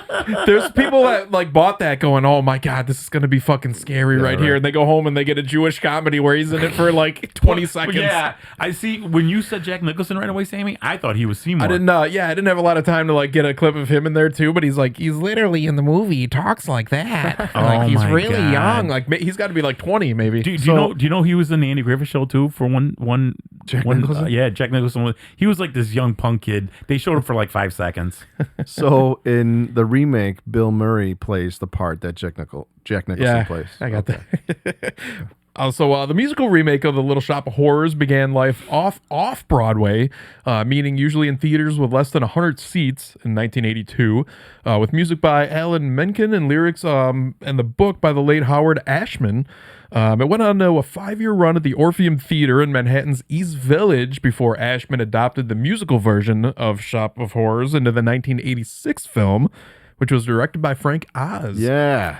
Yeah, Martin Scorsese was actually initially wanted to direct and make it in 3D. That would have been a weird, weird movie. What about Frank Oz and the Blues Brothers? Oh, I love it. He was in One condom. What was that 5 second scene? 5 second scene, if that, Mikey.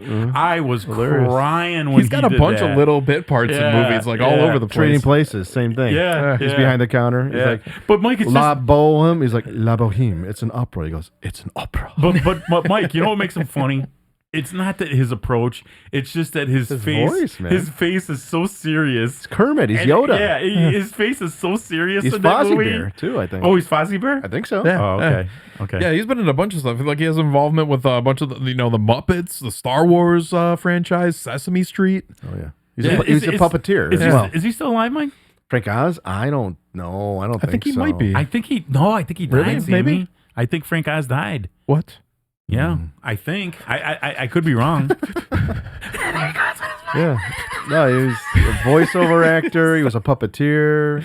Yeah, he also directed films like Dirty Rotten Scoundrels, What About Bob, Yes. House Sitter, In and Out, Bowfinger, The Stepford Wives, Bowfinger. and The Score, which is also pretty Score's good. good. Yeah, he directed a lot of great movies. Never seen any of those. Oh, Score, man. Awesome. With Norton and De Niro. Now, as we were talking about last week, I looked it up, is Levi Stubbs from the Four Tops, who is the voice of Audrey 2 in this movie. Really? Yeah. In the 1986 I remember you saying version. that. Yeah. I remember you saying that. Actually, I was listening to that episode last night.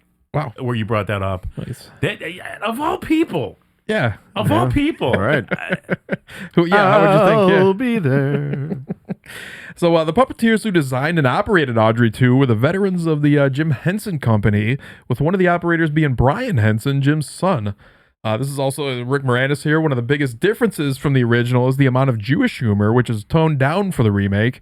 And while it follows the same basic premise, the musical actually makes several changes to the story. Seymour, whose last name is now Krellborn, is an orphan whom Mushnick offers to adopt after the success of the plant, now known as Audrey 2 versus Audrey Jr. So he also, just to keep Seymour from leaving, the sadistic dentist is actually Audrey's abusive boyfriend and Seymour's first victim, no homeless man or undercover officer, and he dies from asphyxiating on his own nitrous oxide. It's played by Steve Martin, by the way. Yeah. So by making the dentist character Dr. Phobos Farb in the 60s version, Dr. Oren Skrelvio in the musical, played by Steve Martin in the film, it's not only tightens the plot, but it also adds an extra layer of tension to Seymour's situation as he ponders whether he can or should do away with him in order to feed Audrey 2's insatiable appetite. You think about it, the character of Seymour is kind of like a ghoul. Yeah, a little bit. So correct me if I'm wrong. He kind of plays like the Renfield. Yes. The reoccurring 3 black female singers that appear in the film, one of them I think is Tisha Campbell. Yeah, from Martin. Well, both of them are. Party, man. Both of them are. Tisha Campbell and who played Gina and Pam. Yeah. Pam was in it. Yeah. They're best really? friends in real life. Yeah, they're That's best cool. friends in real life. Yeah. Now, Mike, let me ask you this. Would you? You know, I'm going to say this myself. I would rather be the guy that creates the faces, the plant, than the writer. I'd rather be that guy. I'd rather be the makeup guy or special effects guy? I would like to be the makeup, and that would be so fucking cool. Yeah. That writing a movie, that's where the money is. You know what? This is probably my favorite special effects film of all. The plants in this movie are spectacular looking. They say they look like so alien and vibrant. They say the writers, the producers, and the directors make the most money, even more than the actors. But as for creating, Mike, that I would love. Would love to do that. You'd have to show your artistry for sure. Oh my god! But you're taking someone's vision and creating it. I understand that. Like that movie I was telling you guys at breakfast this morning. Blood. What was the name of that, Sammy? The one with John Ashley. Oh, Brides of Blood? That was the first one. Beasts of Blood? Beast of Blood. Now, I watched Beast of Blood last night. You got to get that slide, Sammy. And that, even now, his face, the zombie guy, is horrifying. Horrifying. Even though the teeth are real big and it's still, I got goosebumps, man, just thinking about that. It was so horrifying, that mask that they put on. Beast of Blood, huh? Oh, Beast of Blood. Was it a cheesy ass movie? I'll say it again a million times. Yes, but the makeup effect on there, it looked like he was burnt. Well, he was burnt on a ship, and then he dove off and landed on the island. Mm-hmm. But before that, he was like that before he got burnt. Cool. Damn. So that's actually what he looks like. One. Yeah, I would. Yeah, watch Brides of Blood. That was good. We're gonna talk about that next week, probably. Okay. Yeah, but Beasts of Blood, I gotta watch still. So you say there's 3 of them, right? Yeah. Okay. Blood Island is the other one, I think. Yeah. Because I seen it's something with Blood Island and a Return or Mysterious Blood Island. Even up to now, I had no clue there was 3 of them, Sammy. Sangre. Yeah. Gonna watch them. Have you seen Little Shop of Horrors, the 1986 version, the whole movie, or you said you just watched some of it? Only like 5 minutes of it, man, because I can't. First of all, I hate musicals. The only musical I really liked was the 80s one. I'm sorry, it's supposed to be about the 80s with what's her name, that hot chick from she's a dancer. Oh God, what was the name of that movie? What, Rock of Ages? Yeah, Rock of Ages with Tom Cruise. Man. That was the only musical I liked because it played my music. So all right. Well, yeah, like you're saying, just before he dies, the guy playing the Jack Nicholson role in this movie is Bill Murray. He just loves being hurt. I always get a kick out of this. Yeah, he's addicted to pain.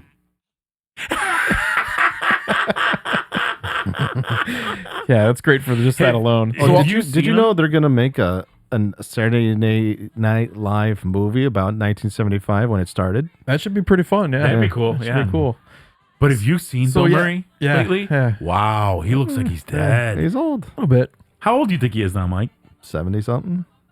So yeah, here Audrey, tempts Seymour with promises of fame and fortune, assumes greater and more active role in the story. It's a character with an agenda beyond merely being fed again and again. Like he wants, he actually has an agenda to escape here. Can I ask a spoiler alert, Sammy? Yeah. Does Rick Moranis die in this? Oh, of course, yeah. Well, in the director's cut, so yeah. all three of them, all the Seymours die?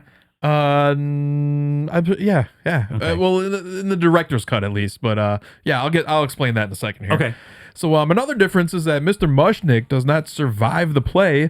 Rather than tricking a burglar into knocking on the plant's pod in search of money, it is Seymour who plays this trick on Mushnick when Mushnick begins to suspect his involvement with the dentist's appearance. Supper time. I like this song here. But oh fuck, look at how cool the plant looks right there. It's all purple. That's and cool. it just looks That so is fucking awesome. Cool. See the veins? Yeah. Sammy? Yes. It's supper time. Whatever you do. Yeah. Is that the Italian actor? Yeah, it is. It's what's his name, Mike? He was in Death Wish. Listen to I love that.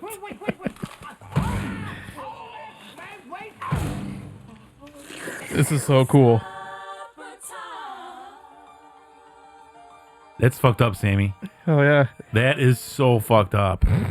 So by the way, Seymour also never kills a prostitute in the musical, but the plant does worse than simply get Audrey to break up with him. It mortally wounds her in an attempt to eat her, and a heartbroken Seymour fulfills her dying wish by feeding her to the plant. And now it's supper time. Who is that actress?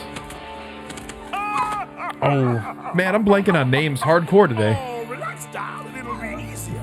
Come join your. She has been in a lot of stuff though. She looks familiar. They're right inside.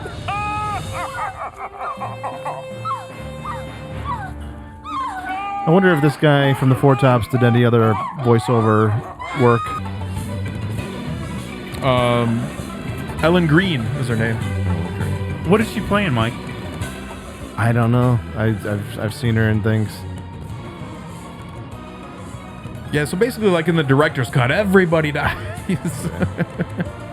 I know there's a song from this film that they spoofed on Family Guy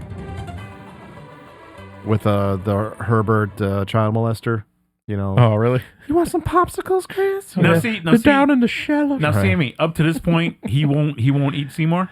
Up until this point, yeah. I mean, Yeah. because somebody's got to feed him, right? Yeah. So he won't just like, he's because But Seymour's got he's big enough now where he can in the remake here at least. But yeah, but as I was about to say, all three incarnations have different endings.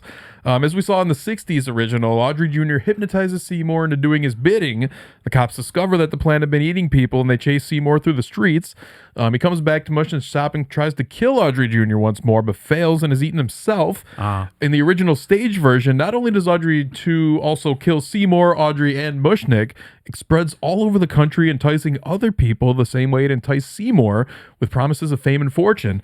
There's a final number in which the principal characters reappear as plant creatures, begging the audience not to succumb to Audrey 2 and its offspring in a number called Don't Feed the Plants.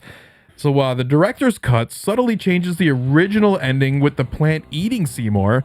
As part of the 1986 film's promotion, by the way, Audrey Jr., the plant, was occasionally interviewed in character by the press, and at least on one occasion, the interview concluded with Audrey 2 eating the interviewer. That's perfect. Which is awesome. Yeah, this is the end of the director's cut right here.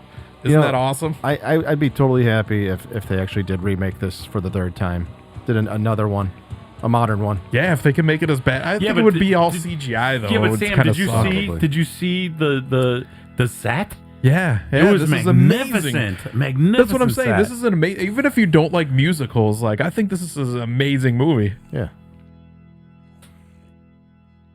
Look at all those cool animatronics. That's just Damn. wrong, Sammy. So the original ending of the 1986 film, which is now the director's cut, after eating all the shop's employees, including Seymour, Audrey 2 spawns a new grown race of monstrous plants. This ending may be an instance of plant horror in pure form. So what happens next is a remarkably unhappy ending to the film. In what you'll see resembles the Triffids apocalypse story, these are networked and dominant talking plants that destroy the entire world. So, in addition, the first of these creatures, Audrey 2, has arrived on Earth after a total eclipse of the sun, rather than the comet shower that brings them at the beginning of the Triffid rule. The moral of Oz's film, with its original ending, might have been that we reap what we sow. There's also suggestions that the plants are taking their revenge for historical abuses at the hands of human beings. Look. That's cool. This scene was originally like 20 minutes long that they cut down to like 5 or 6 minutes for the director's version. serious? That's why I kind of sped it up so we could check out like the whole fucking thing. But yeah, Now, it's like, you said Oz directed this, right? yeah. Okay. Yeah, this is a like amazing I've- special. I was like, why would anybody want this ending to change? A lot of this I don't remember because I only seen this film once, and that I was probably 5 years old in 1986 when that came out. And I know I seen it when it came out. Yeah, it might have been that you just saw the theatrical version. Yes. I'll show you that ending in a second here. But yeah, the whole world is overrun. Like they're being taken over by, like the Statue of Liberty at the end that they show here.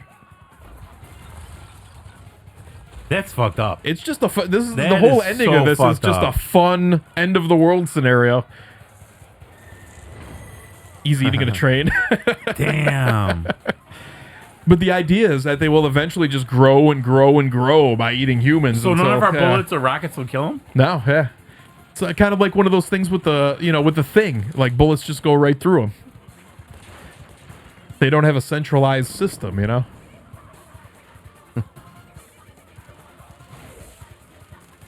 That song just sounds funny when it's sped up. Damn.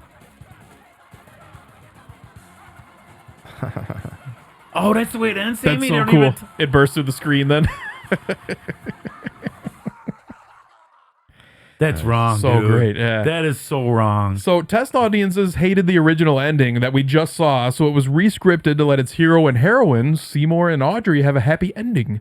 Seymour kills Audrey 2 with a live electric cable, and he and Audrey live happily ever after in a dream home, which Audrey herself had earlier sung about in the song Somewhere That's Green. Yeah, that's the one that they spoof on Family Guy. Yeah, however, there is a tokenistic horror ending in that in the last shot, you do see a small Audrey 2 seen growing in the garden. I like that you can see it all. It's all obviously a set, too. See, there's Pam.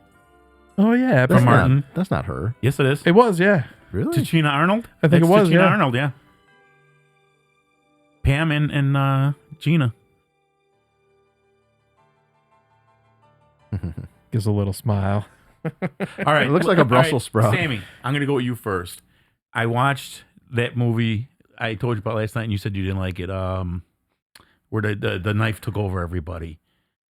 Knife took Is it called Fun and Games? All fun and games. All fun and games. All right, I'm going to ask you first.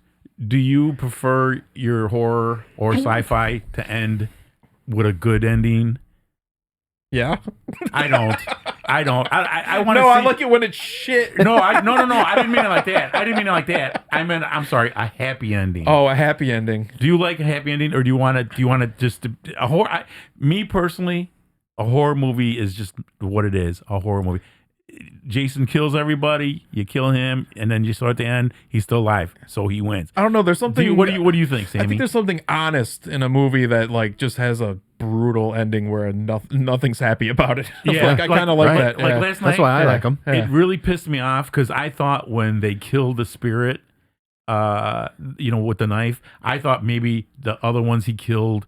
I have to admit, I was kind of hoping they'd come back to life, but then I remembered all the souls were going up, and I thought, fuck, that would have been cool if they would all came back to life. But it did make it a better ending for me when he gave himself up. Mikey, what do you like a happy ending, or do you want it to be? I'm going to answer this with some intelligence, Sal. Oh boy, I prefer to, because of my hatred for people and society, I prefer to watch films where the villain wins in the end and all the good guys die. I can't say it any more polite than that. I agree with Mike. I mean, it really depends. But I'm like that too. Overall, I want the bad guys to win. I'm like that too because that's what a horror movie's supposed to do. But I have to admit, I do like when we win. War of the Worlds. Yeah. Did we win? Yeah, but we still lost from all the devastation, and they killed millions of us. Planet of the Apes. they took over. That new one looks good. Oh.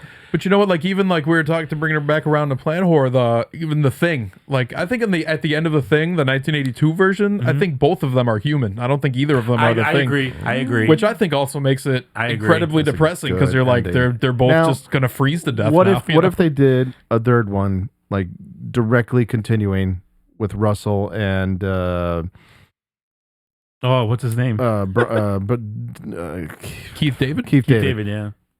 What about you, Vlad? Yeah. You into this voodoo bullshit? If they made a third film, because they already did the prequel, if they made a third one where it continues right where it leaves off, I think that'd be kind of neat.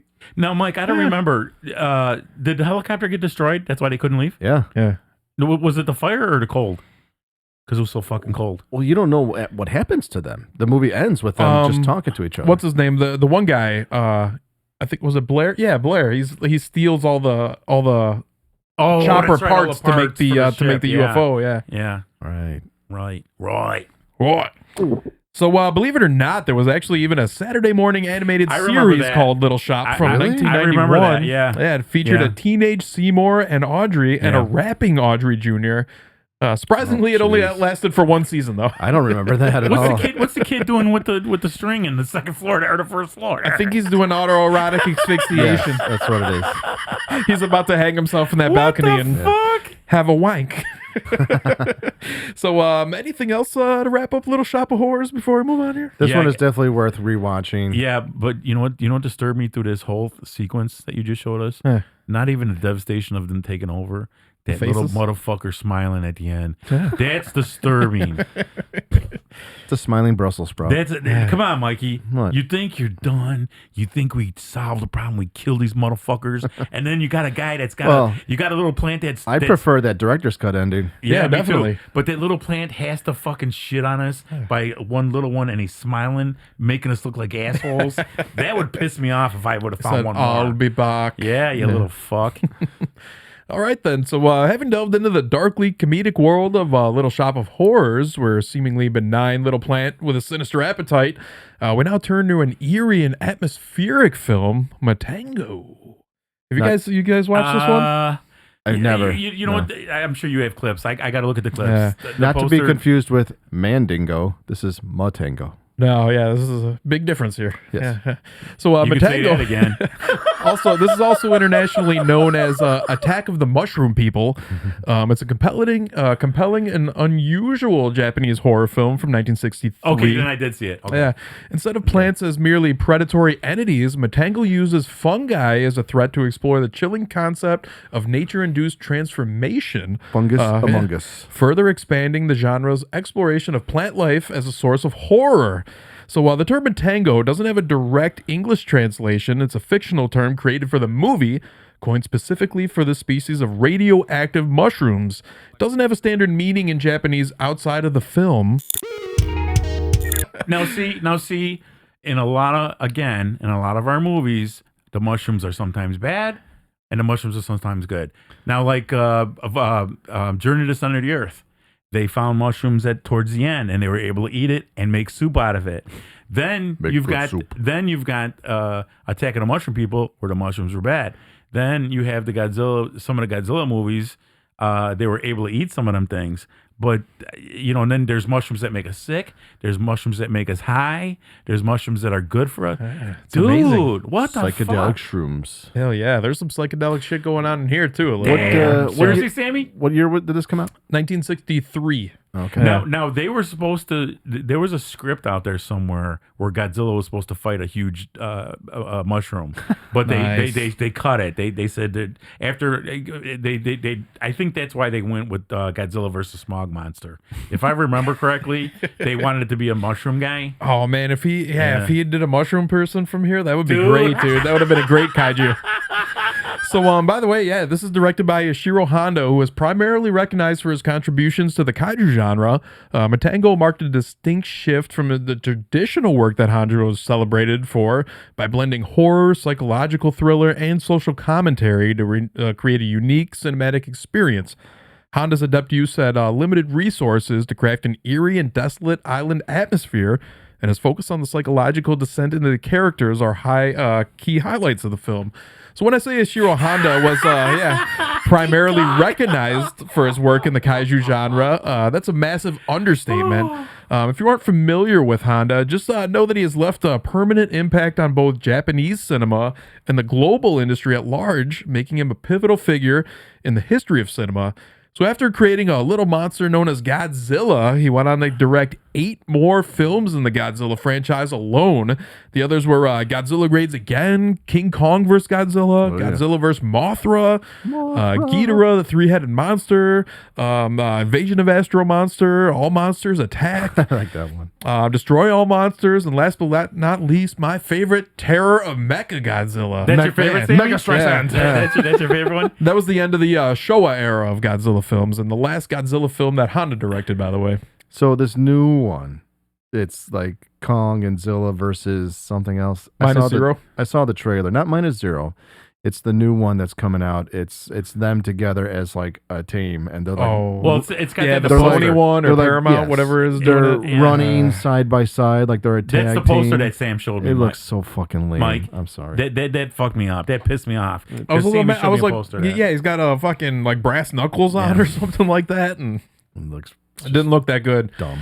I do want to see Minus Zero. I really want to see that, yeah, too. Yeah, Scott Fagan told us about it. He said he loved it. Now said it was great. That's Shout out to Scott if you're that's, listening. that's the version of when Godzilla first came around, correct? And he was a bad motherfucker. Yeah, I think it's a That's remake supposed to be- of the first That's supposed film. to be the very, very, very, very first one. Yeah. They also released like a black and white version of that one too. Really? Yeah, for a little while. I'm gonna Sammy- try and get both of them in a Sammy, little. did you like the original Godzilla? Fuck yeah, Did you, Mikey? From 1955? Yeah. Sure. Yeah. Yeah. Awesome. Awesome fucking of course. effect. I love Gojira. Godzilla. Loved it. Gojira. Yeah, so Hondo's collaborations with special effects pioneer Eiji Tabasura and composer Akira Fukumbi, I always fuck that name up, were also instrumental. Fuck you. Fuck me. Fukumbi. Yeah, they were also instrumental in shaping the aesthetic and sound of many classic kaiju films, such as The War of the Gargantuas, Rodan, and Mothra. Loved. Yeah, War of loved the loved these Gargantuas. soundtracks. They're awesome. Loved it. Yeah, Loved it. Akira is like he created that famous dum dum dum dum dum dum dum dum dum. Oh, is that right? Yeah. The original, Godzilla. Now, yeah. now those are in I think he's- all the Godzilla movies. I think he that scored like soundtrack. all of them mostly. Yeah. But Mikey, did you like War of the Gargantuans? I don't think I've ever seen it, man. Now see, when we do our It's poster awesome, session, yeah. Sammy, in I don't know how to explain this to you guys. I'd have to say this is the strongest poster name I've ever seen. Yeah, it's a a cool very, name. It's a very just magnetic. You want to see it. yeah. And when you see it, probably most will be disappointed because they're not true horror fans. But somebody like us, I love this movie. There's some Loved great it. art in this The one. one, yes. the one I did see recently that I kind of enjoyed was Shin Godzilla. Yeah. That was great. Yeah. I also Yeah. on the recommendation Sammy, of you got that on Plex. yeah, Shin on the Godzilla. recommendation of Scott, I watched Shin Ultraman, which was fucking awesome, and Uh-huh. I started watching Shin Kamen Rider, but I haven't finished it yet. Shin Kamen Rider, I wasn't expecting. It's like a blood fest in the beginning, like he's Really? punching dudes' heads off and shit. And Damn. yeah, there's like splatter gore everywhere. It's sweet. Damn. So Matango was also loosely based on the short story The Voice in the Night by English author William Hope Hodgson, which revolved around a couple encountering a mysterious island populated by fungi. So the plot follows an ill-fated journey of 7 people on a pleasure cruise on a yacht, only to find themselves caught in a ferocious storm that results in them getting marooned on a seamlessly deserted island. It's Gilligan's Island. Yeah, this is the island that they land upon is filled with ominous, pervasive mist and anonymously silent, devoid of any signs of animal life. This eclectic group compromises a range of archetypes, including a yacht skipper, a wealthy writer and his mistress, an actor, and a learned professor. So, yeah, like Mike said, it's Gilligan's Island, basically. A 3-hour I love it. tour. Yeah, so there isn't any like widely accepted evidence or direct statements from the creators to suggest that Gilligan's Island was influenced from Matango, but the sitcom did air after the release date of Matango from 1964 to 1967. Off the subject, I read on the internet that Jim Backus was a perv. Who was that? Jim Backus, Mr. Howell?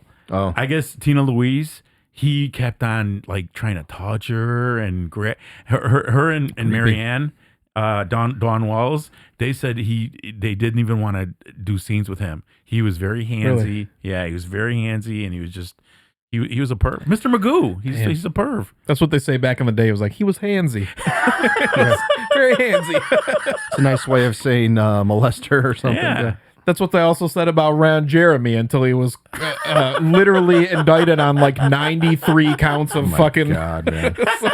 Really? Yeah, he's not doing good at all. He's all fucked up now. He's like, in a mental institution or some shit. Are you serious? Yeah. Damn. Because they can't put him in prison because he's got dementia or some shit like that. But now Tina Louise, Mike, this didn't surprise me at all. She was a bitch on the set. She wouldn't talk to any other actor. She thought she was like. Is that Ginger or Marianne? Ginger. Oh. She thought she was Taylor Swift, man. Yeah. Don't talk to me. Don't look at me. You're not good enough for me. None of the actors got along with her. What's that Taylor Swift? I would have taken her off on a boat and she would never have I would have Natalie Wooded her. What's that Taylor Swift game called again? Oh, yeah, football. Taylor Swift, first female to win a Super Bowl ring, by the way. Now, as food supplies diminish, they discover that the island is inhabited by a species of luminescent, radioactive mushrooms known as Matango. Driven by desperation and hunger, the castaways are gradually driven to consume the toxic fungi despite the warnings to avoid them. You idiot! Ooh, I like the way she did that. Very seductive.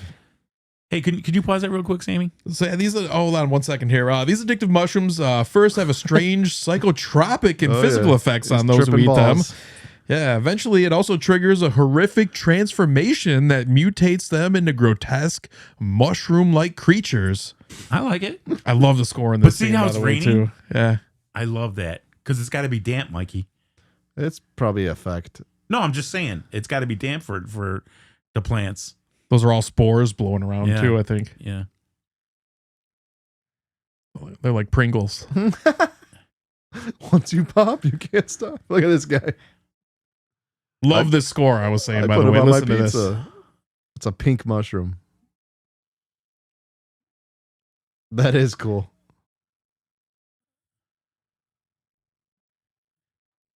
Okay, that would fuck me up. Yeah. That would fuck me up.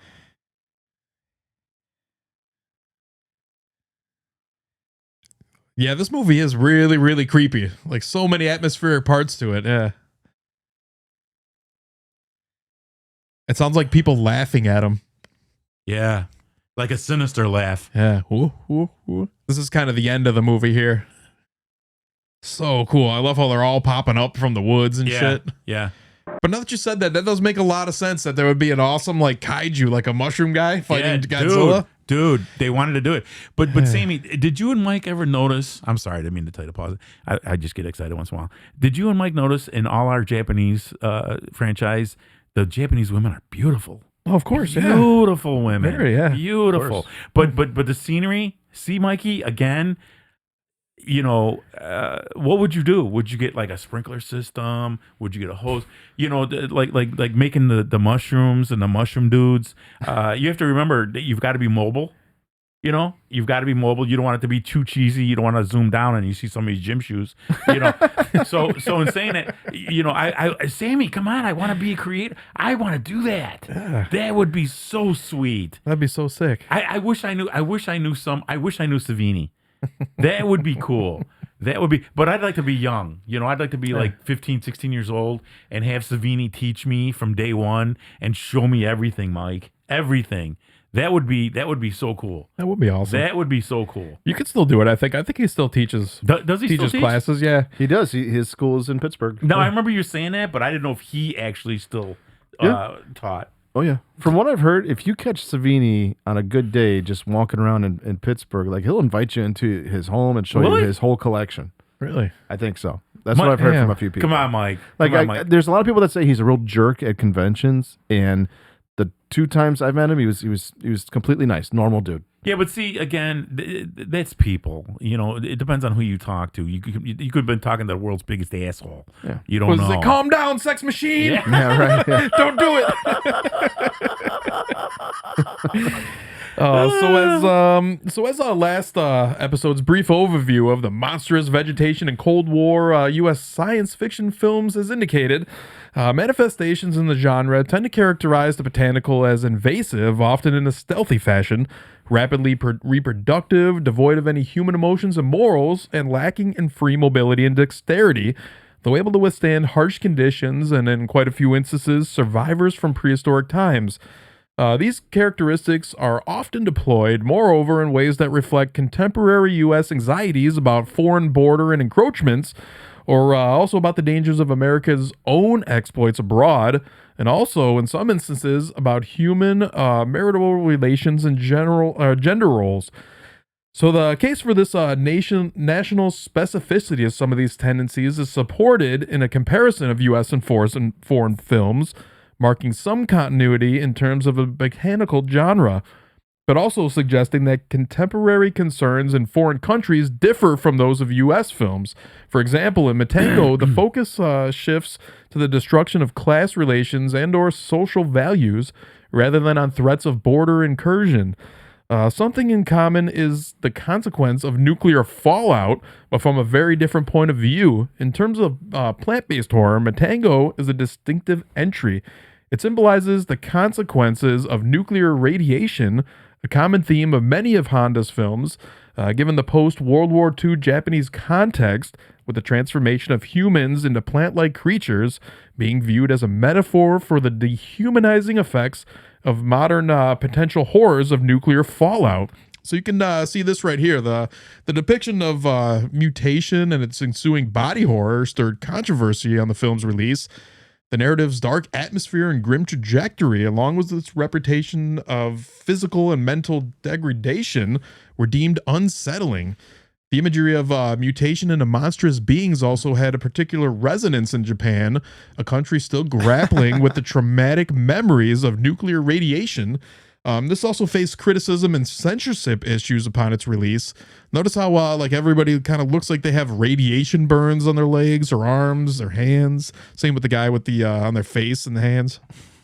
Now the male actor there, I don't know his name, but he's in most of Japanese films. Yeah, he's been in a couple of. I've seen him in so many of Godzilla movies. He was in a couple Godzilla. Yeah, I was about to say that. Yeah. Now, Sammy, the lady, the evil, was she mean to begin with? Was she bad to begin with, or it's because of the mushrooms? She was the one that, like, you know, she was the model that everybody wanted to bang. Everybody was banging in the movie, I think. Okay, this one here.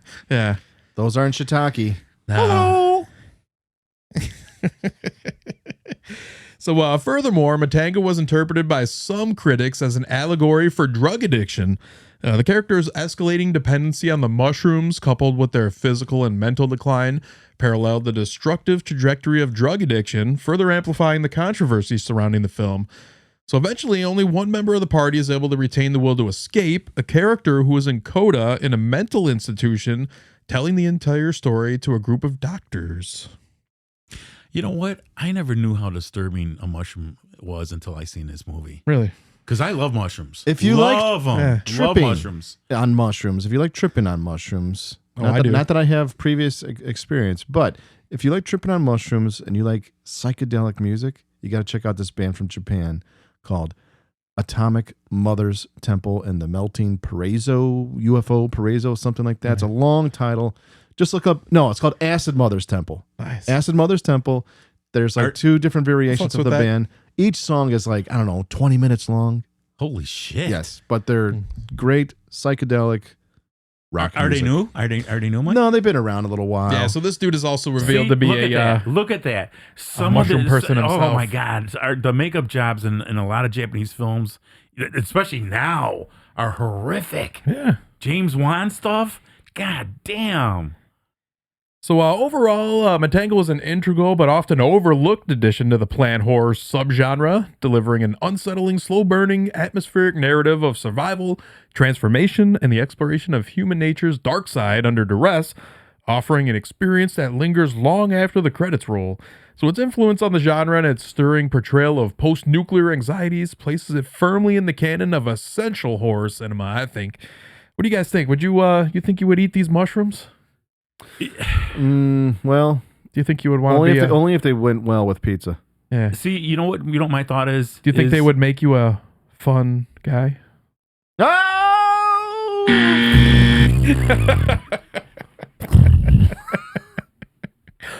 Come on, Sal. You're not the only one with puns. Goodbye. Where's my fucking... No, Bye, the only thing I can say. Turn the only this fucking thing off. I'm out of here.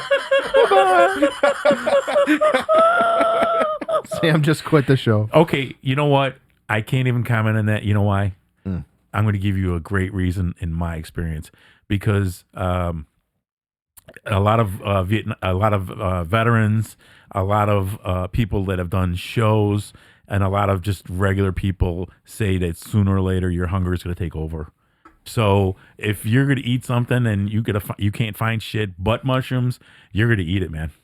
You're Hell gonna. yeah. There are so many of our movies in our genre that explain, well, I ate Sammy. Why? I haven't eaten in 7 days, and you're going crazy. Blah blah blah blah blah. Mike, what did you eat? I ate a dead dog. Oh, come on, dude, you're gonna eat. That thing in your mind that tells you you're hungry, eat no matter what it is, whether it's good or bad. They're gonna eat it. Me being an overweight person. You're damn right I'm going to eat it. Yeah. That's what I was saying about the Triffids, too. Like, if I was in the lighthouse with Jeanette Scott there, like, I would have killed her, ate her, and then I'd have, like, I would have bought myself, like, a couple months, I think. Figure out a way to get off that island. All right. Well, final thing we got on here from the carnivorous cravings of Little Shop of Horrors, Audrey Jr., we see the allure of the malevolent botanical world, illustrating that terror can sprout from the most unexpected of places. This unsettling notion finds another fertile ground in Dr. Terror's House of Horrors, particularly in the Creeping Vine segment. So the framework of this film follows 5 men who enter a train carriage in London, bound for the fictional town of Bradley, and are joined by a 6th, the mysterious Dr. Schreck, played by Peter Cushing, whose name, he mentions, is German for terror. During the journey, the doctor opens his pack of tarot cards, which he calls his House of Horrors, and proceeds to reveal the destinies of each of the travelers. This is an Amicus Productions, which was a British film company based in England and acted between 62 and 77. Yeah, some good titles from Amicus. Yeah, 100%. They were Amicus's horror and thriller films are sometimes mistaken for the output of the better known Hammer Film Productions. I was just going to say, so they're like kind of like sister companies. Okay. But due to the two companies' similar visual style, some of us think that the same actors, they feature the same actors, including like Peter Cushing and Christopher Lee. Yeah. Unlike the period Gothic Hammer films, Amicus Productions were usually set in the present day. Okay, Yes. there's my girl, Sammy, Ingrid Pitt, one of the greatest horror Countess Vampire. She was all her films were Hammer. Caroline Munro. I know who that is. But Talk about a scream Pitt, queen. Yeah. Ingrid Pitt was magnificent. She was such a beautiful woman. They showed Donald Sutherland. How old is that guy now?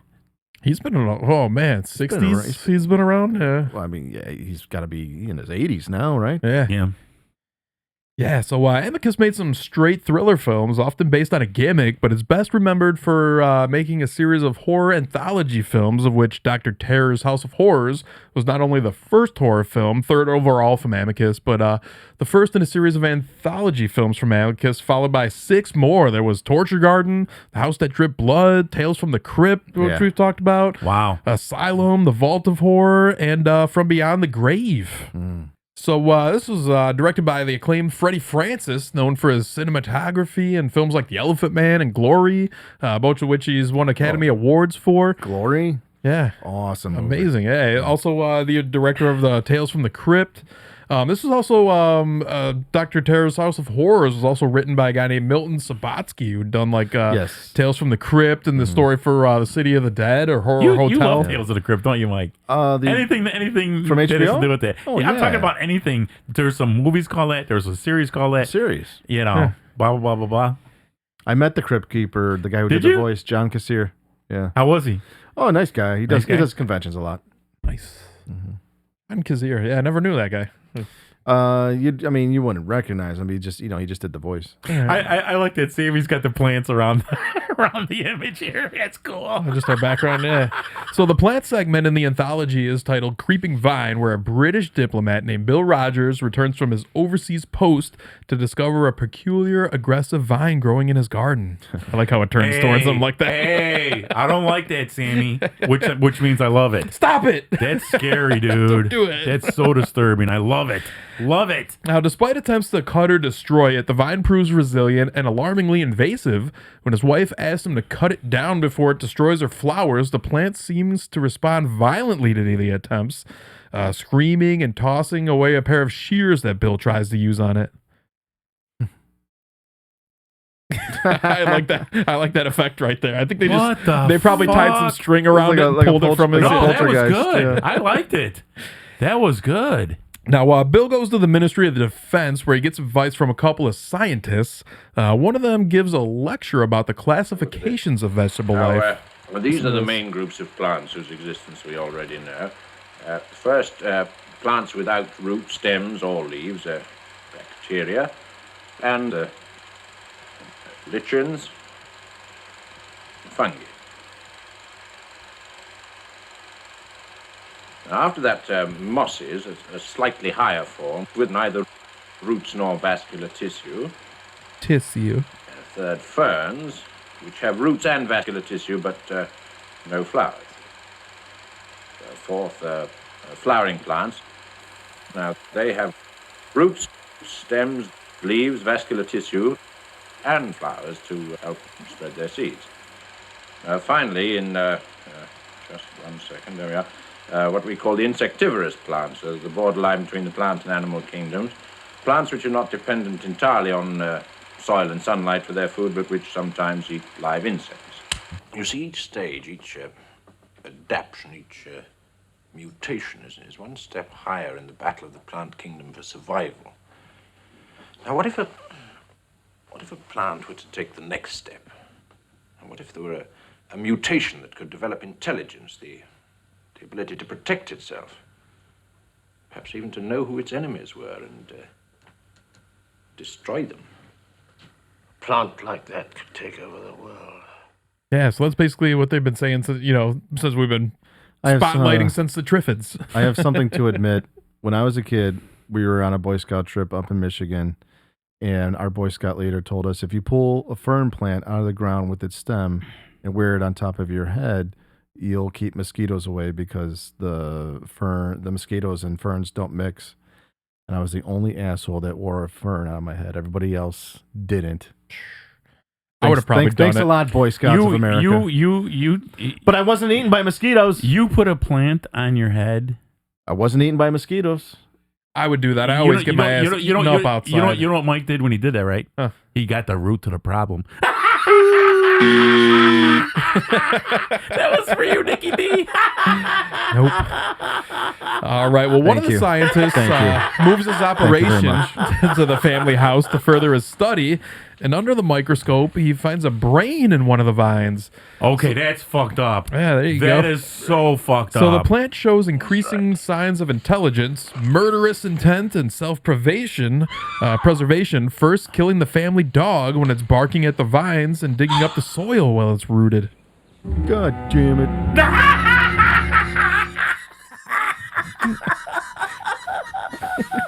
They probably gave the dog a sedative and said, lay there a while, Rex. We're going to put this plant on you and film you. There's a lot of dog deaths in these movies, and I don't fucking like it. There's a dog that's killed in the Day of the Triffids. Dog gets killed in Day of the Triffids, too. Fucking assholes. All right, so the plant attacks the scientist also by slowly creeping into his room through an open window and strangling him. Now that's funny. Yeah, this is good. What a dumb shit. Come on. Oh, look at it going out the window, Sammy. Did you see that? Yeah, it was fun. Yeah, it sneaks out the window again too.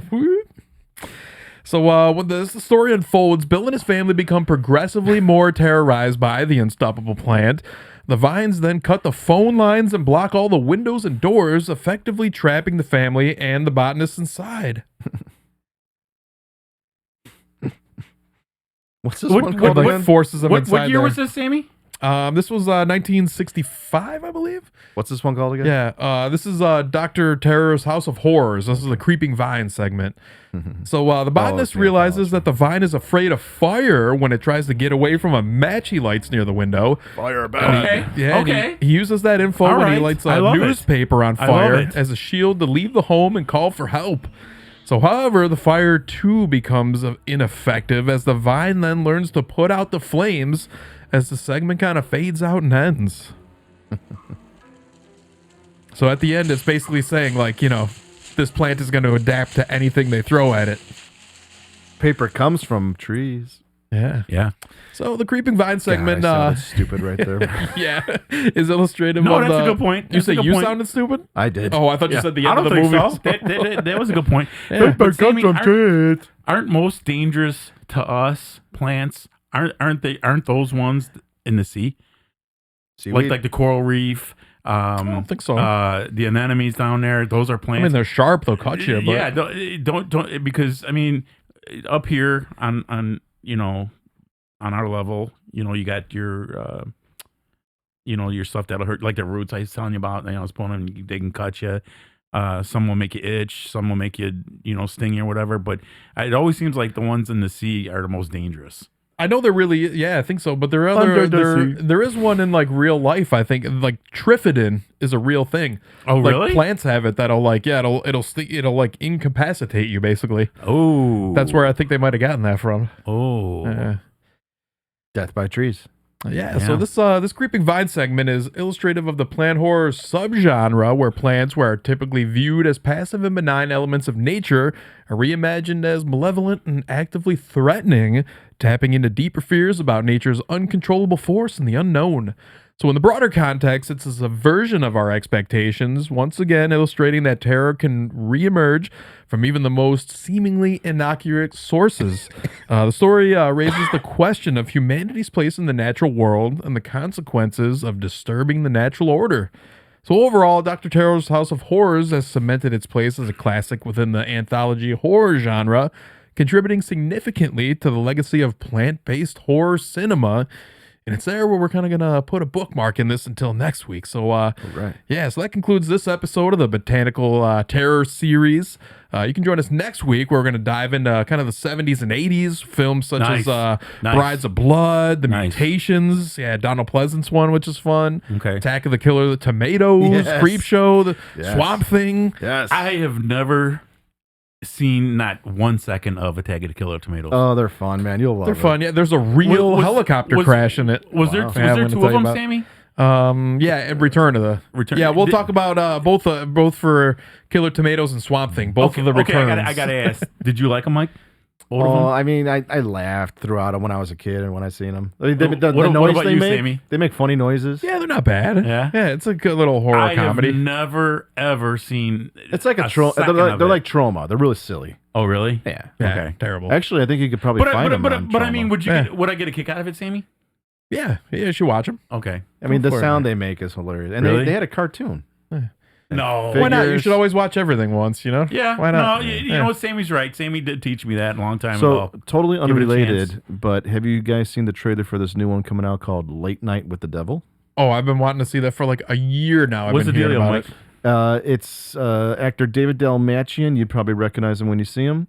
It's like lost, never before seen footage of a TV show. Like the episode is kind of like it maybe it aired once and then they've never shown it again, and it's kind of like hidden, and someone like finds it, and I guess they're going to show it. But on this one episode of this talk show, supposedly this guy's interviewing the devil who's possessed somebody. Okay, that's cool. Yeah, like that. the trailer looks promising. And apparently, like unleashes the devil out into the rest of the world. And it's going to be on Shudder, I think. I think so. Yeah, IFC maybe I think picked it up. Or Dude, It looks good. Yeah. that's just wrong, Mike. But Yeah. David Dalmatian, he just looks like a creep, and he's been in some stuff that we have seen and talked about before. Oh, yeah. He's Yeah. one of my favorite like new actors. I love him. And he's Ooh. great in everything he pops up in. Yeah. That's true.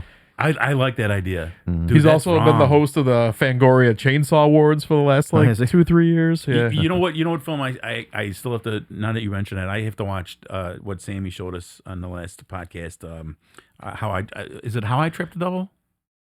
Oh, I Trapped the Devil. I Trapped the Devil, yeah. Because when Sam showed me that, and he gets out, and the transformation when he goes past the pillars, awesome. I think I've love seen that it. Love it. That's a good one. I never seen it. Yeah. I never seen it, man. So we're going to be back next week with more plant horror, and we want to thank you real quick for liking and subscribing to us on all the platforms, YouTube, Facebook, Instagram, Spotify, iTunes, and don't forget to drop us an email. Sam, what's the email? lastrowsofhorror@gmail.com. And don't forget, Days of the Dead, Rosemont, Illinois, Saturday, March 23rd. You'll see us walking around. Come up and say hey, and Sal will show you only one buttock. If you want the full moon, you're going to have to pay. That's right. Pay. A quarter. Yeah. 1/4 for a full moon. Mm-hmm. That's a deal. It's a steal of a deal. Mm-hmm. Take Sal up to your room and negotiate a price for other services too. Now it's getting expensive. Yeah. Can I tell you guys at our ending closing here what Cleon told me for an ending for my last. Here we go, folks. Wisdom from Cleon. Go ahead. He told me, tell him I want to be alone. Get it? I want to be alone. I want to be alone.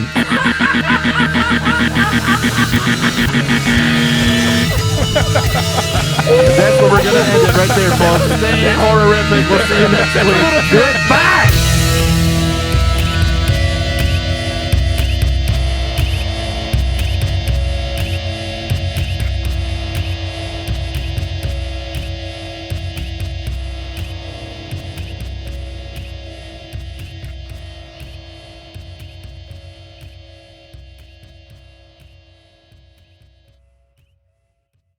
Man, Mac fucked me harder than Edward Norton got fucked in the ass in American History X this week. Jesus. Fuck you, Tim Cook. I hope you die of AIDS like Bite the fucking curb. This is the end clip right here, I guess.